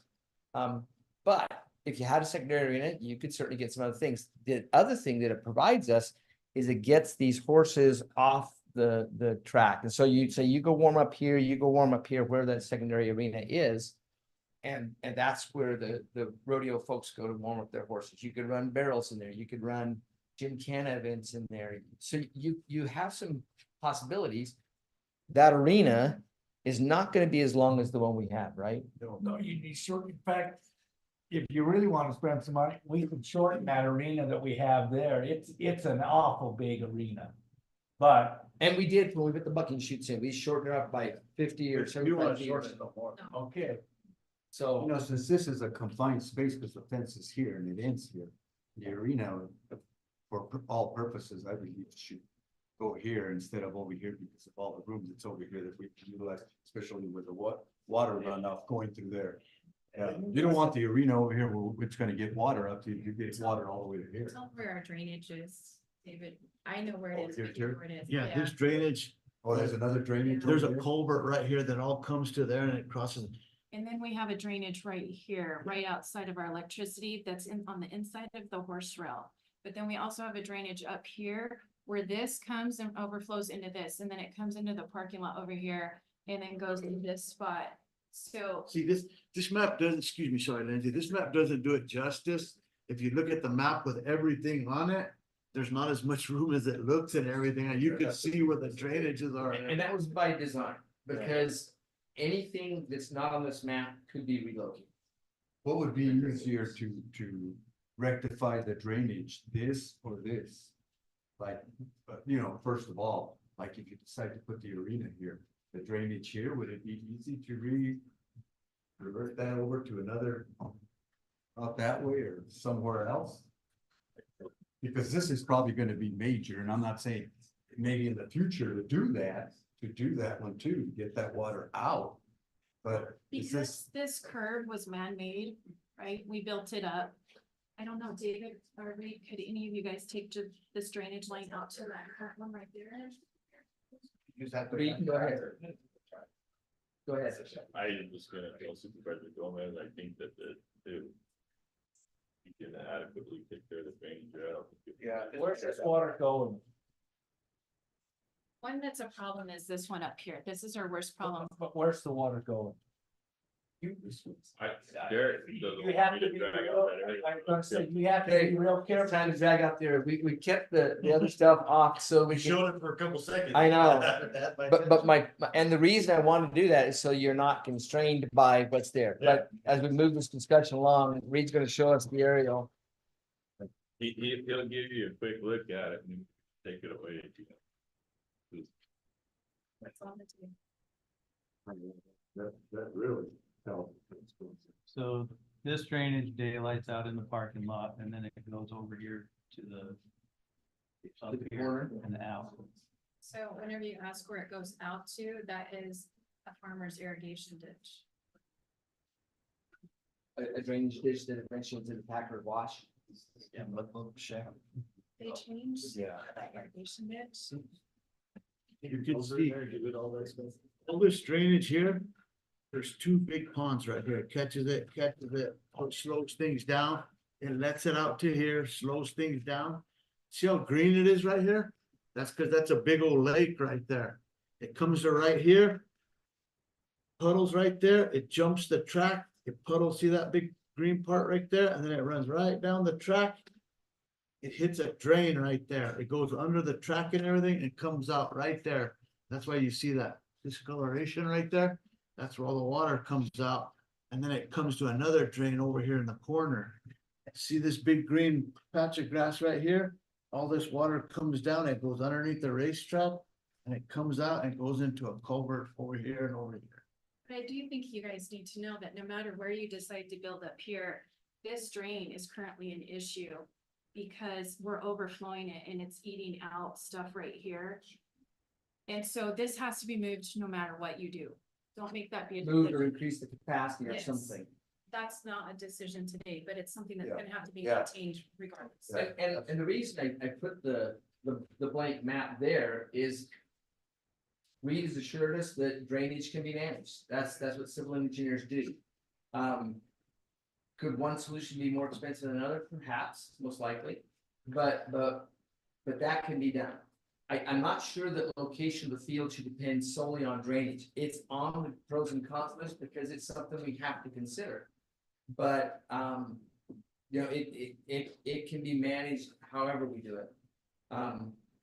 David, you'd point out that down here, what's this used for? Dry can? No, it's Parking. So at fair time, we run, even though there's this gate here, we run parking all the way through. It goes starts over here and it goes all the way out that gate. And then parking starts right here and it goes all the way. This fence line is just what separates our dry camping, but people overflow into this area and all through this area. But- You're doing the rodeo. So, How do we get around this? Because I've seen vehicles coming in through here and there's kids running everywhere. You're talking about the carnival part being in this area, right? Yeah, About so right there. our vehicles Yeah. run through this during events. Okay. yeah, we don't allow, and there's a big temporary fence that goes right across there. We try to keep, we allow, so if we need an ambulance in here, they can come in. Yeah. But we try to keep the traffic out of there. This. I mean, when you put this here and it points out that track gives you some artificial barriers. If it's not there, this space becomes available. These buildings could be removed, but Lindsay's pointed out, if we're gonna attract some of these other events, we need some place for people to stable their horses. Many of them bring their own temporary panels and they want their horse right there next to them. But having some stalls of some kind is helpful. What keeps us from taking all this stuff away right now? Nothing. Nothing? I mean, I think that'd be. I think That's the step one. only constraint would be that if you take it away right now without some place for those kids to warm up their horses. Yeah. It's gonna cause some. They're warming up. They use that whole track. the whole They track actually of them. And a lot of use- them right here. right here Yeah. mostly. 'Cause they Some want do, Everybody to see them. but I've been through this area all year long and you go through here and there's not a horse track in it. Up here, there's quite a bit. Now occasionally, and I was telling David, I think it was, I remember going to a junior rodeo and there were two girls. They were going this direction and they kept getting these boys to go a little bit further with them. Next thing you know, four of them were all down here. I don't know if that was warming up the horses, but that's where they ended up. Well, right But now, it's it looks like not- This is maintained, we're Yeah, it's maintaining that not so that used they to the know where same it is, extent. right? It is used, but not anywhere near the same extent. So it sounds like to me, one of the objectives of this is how many fields and where they're at. That's what we can bring you back different ideas, but I still like 3 fields and you know what? I can see the advantage of having them over here. Who's to say we don't keep one right there? I mean, it's already there. Well, it's difficult to reorient and effectively use space. Is there an issue with the orientation of that field? With this one here? I mean, not this is a sticker field, I'm gonna guess. Whenever you play third base, but that's how it's always been. So like you said, we all deal with it, Yeah. but Only field if advantage you want or to not, plan right? for a third or fourth field later. I mean, it just doesn't line up like your traditional 4-field thing. I'm just saying for a practice field and stuff like that, or a softball field, What I mean, about we, the 3, like we Richard modify said? that. 2 softball and 1 baseball. We forgot about the junior high baseball. Oh, I forgot about them. That gives a high school access to run their own tournament with 2 fields now. And the softball high school can actually use 3 fields for their tournament. But one of them would have to be a baseball. I also think you guys need to decide what goes inside your park, because if you decide to put 2 fields here and you want your splash pad and you want your ramadas for people to have barbecues, you have to decide, okay, what are we gonna all have in our park to be able to decide how much room you have and how far are you gonna go? Did you just put that there? I know. Oh, did you see what you did? You lined it with the trap. Oh, instead of the road, yeah. And I point that out only Right. because that track psychologically Yeah. forms all kinds of barriers. all the time. Read, you can leave it there. We're mature enough to talk about it. I don't know if any of you have been over to the Thatcher Park, but they really have a nice layout. They have a nice, they have a nice area for the kids to play with, not a bouncy house, but a jungle gym and swings and everything. And then they have their splash pad, but they have a basketball court. In Duncan, there's not an outdoor basketball court that kids can utilize. And I've had people come in and ask me, hey, Lindsay, when are you guys gonna put in a basketball court? That is something that would be inexpensive, but that's why I said, to be able to know where to put those ball fields at also depends on what are we putting in our park and how much room will you have with that parking. That's really is a nice layout. It's a nice layout. Position, because that's the footprint they have. Yeah, But the park itself flows very well from the Ramadas to the, especially the splash pad. There's this area available. Where you put them, like I say, once you locate them and decide on a number, the rest would be designed. And I say this only tongue in cheek, but not really. Pickleball is an area where people are using. You know, if you built 4 or 5 pickleball courts, they're gonna likely be used. Our walking trails at Lowland and the other parks get used. People go out because they're measured. They know exactly how far they've walked when they go around the York Park. They know exactly how far and those get used. Lindsay pointed out to me several months ago, there's not really a good place to go and just walk. So I agree, a basketball court, there isn't one outdoor basketball court. There used to be some associated with school, but they're really not there. Just to elaborate on what Lindsay's saying. If you guys decide on 3 fields with the possibility of a 4th, or 2 fields with the possibility of a 3rd and 4th down the road.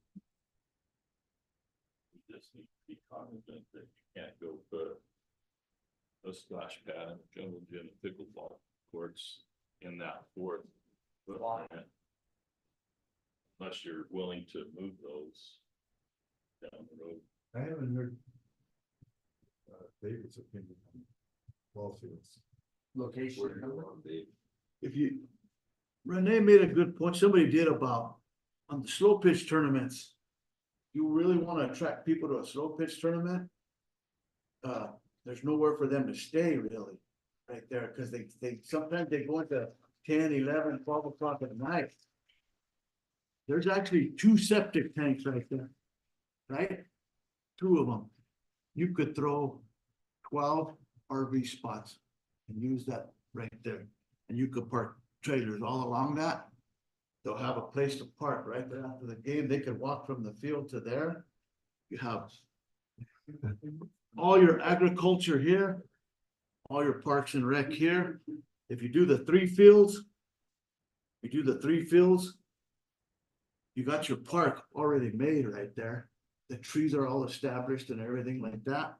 You got that established. If I go to Duncan almost every day during the week, when you drive up into the fairgrounds right there, that park gets used more than anything. That park is full of people every day, every single day. And then that's the second best use right there. We worked that on Friday evening. I went and looked at it yesterday. There wasn't a flat spot on that arena. They hammered it. They had barrels out, they had poles out, they booked horses. I mean, they hammered that arena this weekend. they rode it every night. Every night. We Those had are, bucking horses. that park and that right there gets hammered all the time. Parking zone, it's all the time, because they have that mixing birthdays and stuff. So we do have a current bathroom right here that has 1 toilet and 1 shower for one side for women's and one side for men's, and there is a septic right there, and that goes along with our dry camping area as well. So we would be able to have an area for them to come and stay that would be out of the normal scene. So if you wanted to use all of this for parking, if you chose to go with this layout, you could have all this be parking even. And then, you know, there's a dry camping area that's in the furthest corner that's away from all the other events. But if you did do a layout like this, you would be able to take out that old field, but then put the splash pad or your pickleballs or a sand volleyball pit.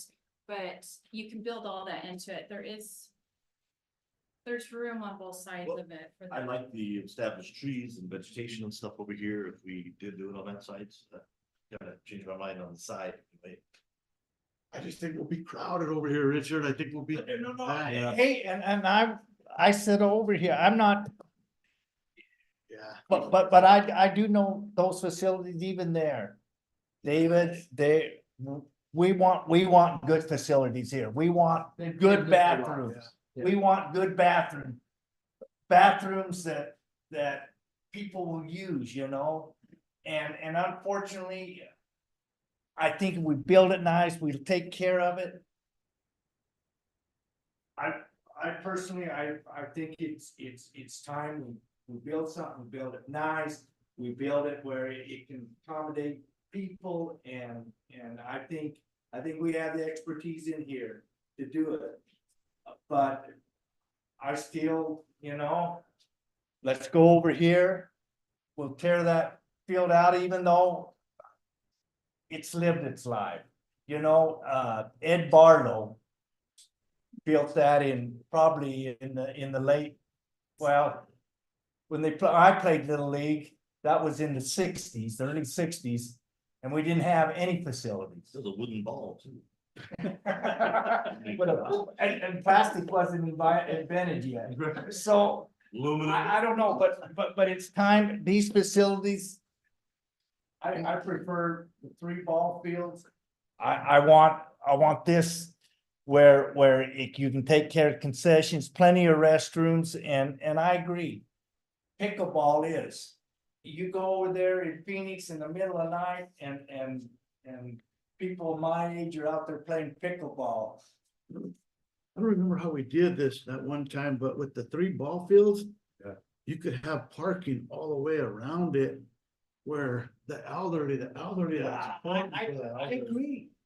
Just pull it to the west. Pull it out a little bit. This is where the park would be, right? In this area?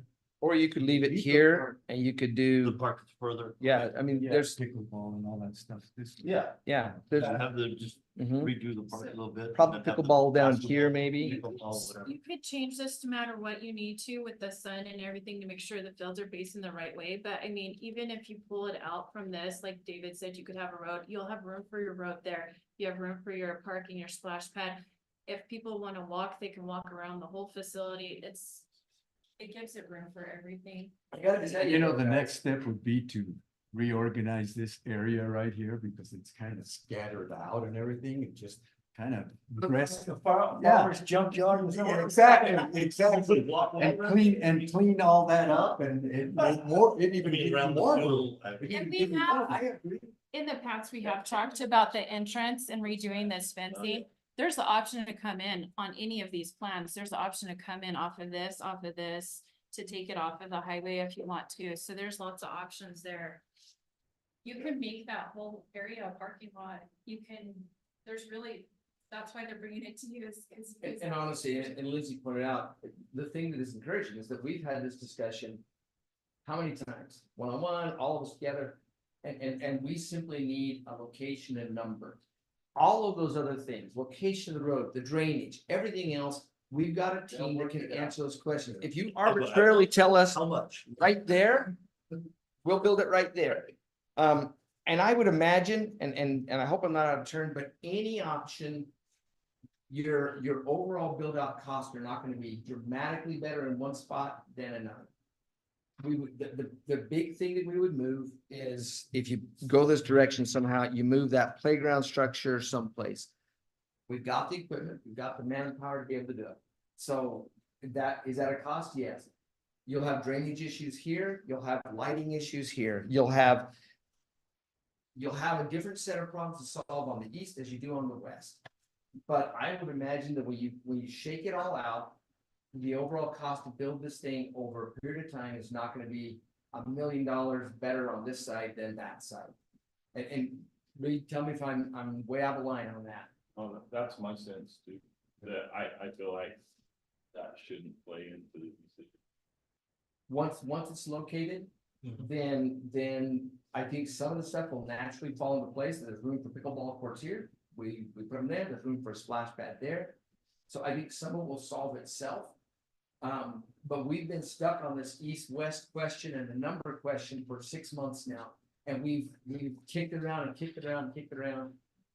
That's why we wanted the blank map and say, guys, just tell us where you wanna go. All right, my feeling, and I'm not sure if we're on the same page, but I mean, my feeling is 3 fields, and we just expand this into, on this side, and we expand this to the park and basketball courts and whatever. And make sure that, like you say, cause I think it's important, those old elderly people do like the park, and you see them up here at Morenci Park out there. Every ball field will have it. And So I want to get my opinion out the way. I concur. Okay, that's 2. David? I restate that I said 2, and possibly a third one, but not 4, so I'm good with that. 3 on the east side. Yeah, We can build definitely around on the east side, yeah. Yeah, on the east side. Yeah. Okay. These 3, and then this be an extension of the park. Okay. So my only question, Derek, would be related to what Ron said. But do you intend for that to be reserved for future fourth ball field down the road, and you try to keep it clear of other? Let me amenities? suggest that rather than answering that question, Dave, that given the location and the number, let us build out a couple of models for you, like we talked about. And say, here's with the splash pad here, here's the splash pad here. And then we can look at that, because you're right, we build splash pad and a pickleball court, it's gonna be harder to do that for a field someday. As opposed to if we put parking in there.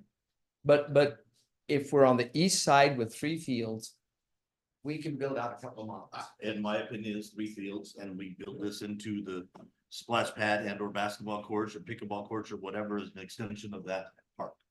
That's my opinion. That, I appreciate it. Man, I tell you right now, we just covered 6 months. And you also want to look at those fields that you have set up, like we've talked about with the Loma Linda field of where the sun sets. And so where your home plate is the most important position. So that'll also help you determine. Even that, like I say, Thatcher has one field that faces directly into the sunset. And they planted some trees and they put some shade on a very high backstop. And from about 4 o'clock in the afternoon on, it's not a problem. And where we live, the sun changes anyways. It's gonna move, it's gonna be walk more across the volatile. horizon. We will, and we're already thinking about that in the Loma Linda Park, we will use some technology that will tell us where the sun's gonna be most likely from March to June. That's our main season, right? And so we can plan from there. But gentlemen, you have no idea how big of this direction you just gave us. We have. Thank you. Yeah, let's look it up in the book, and they tell me so many degrees, and only he can read the instruments. It's in the farmer's almanac, don't worry about it. And ask every You getting farmer. summer help like those? Are you comfortable east side 3 fields? Yeah. Then let us build some models. Can we do that? All right, I feel very confident about my team. I know that was a compromise. No, I feel like very confident my team can give you some options. And we can even put some of the other facilities potentially in there as well. Okay, Okay, thank you. gentlemen, thank you so much. Reed, you got something to say? Well, not to beat a dead horse, but is our model?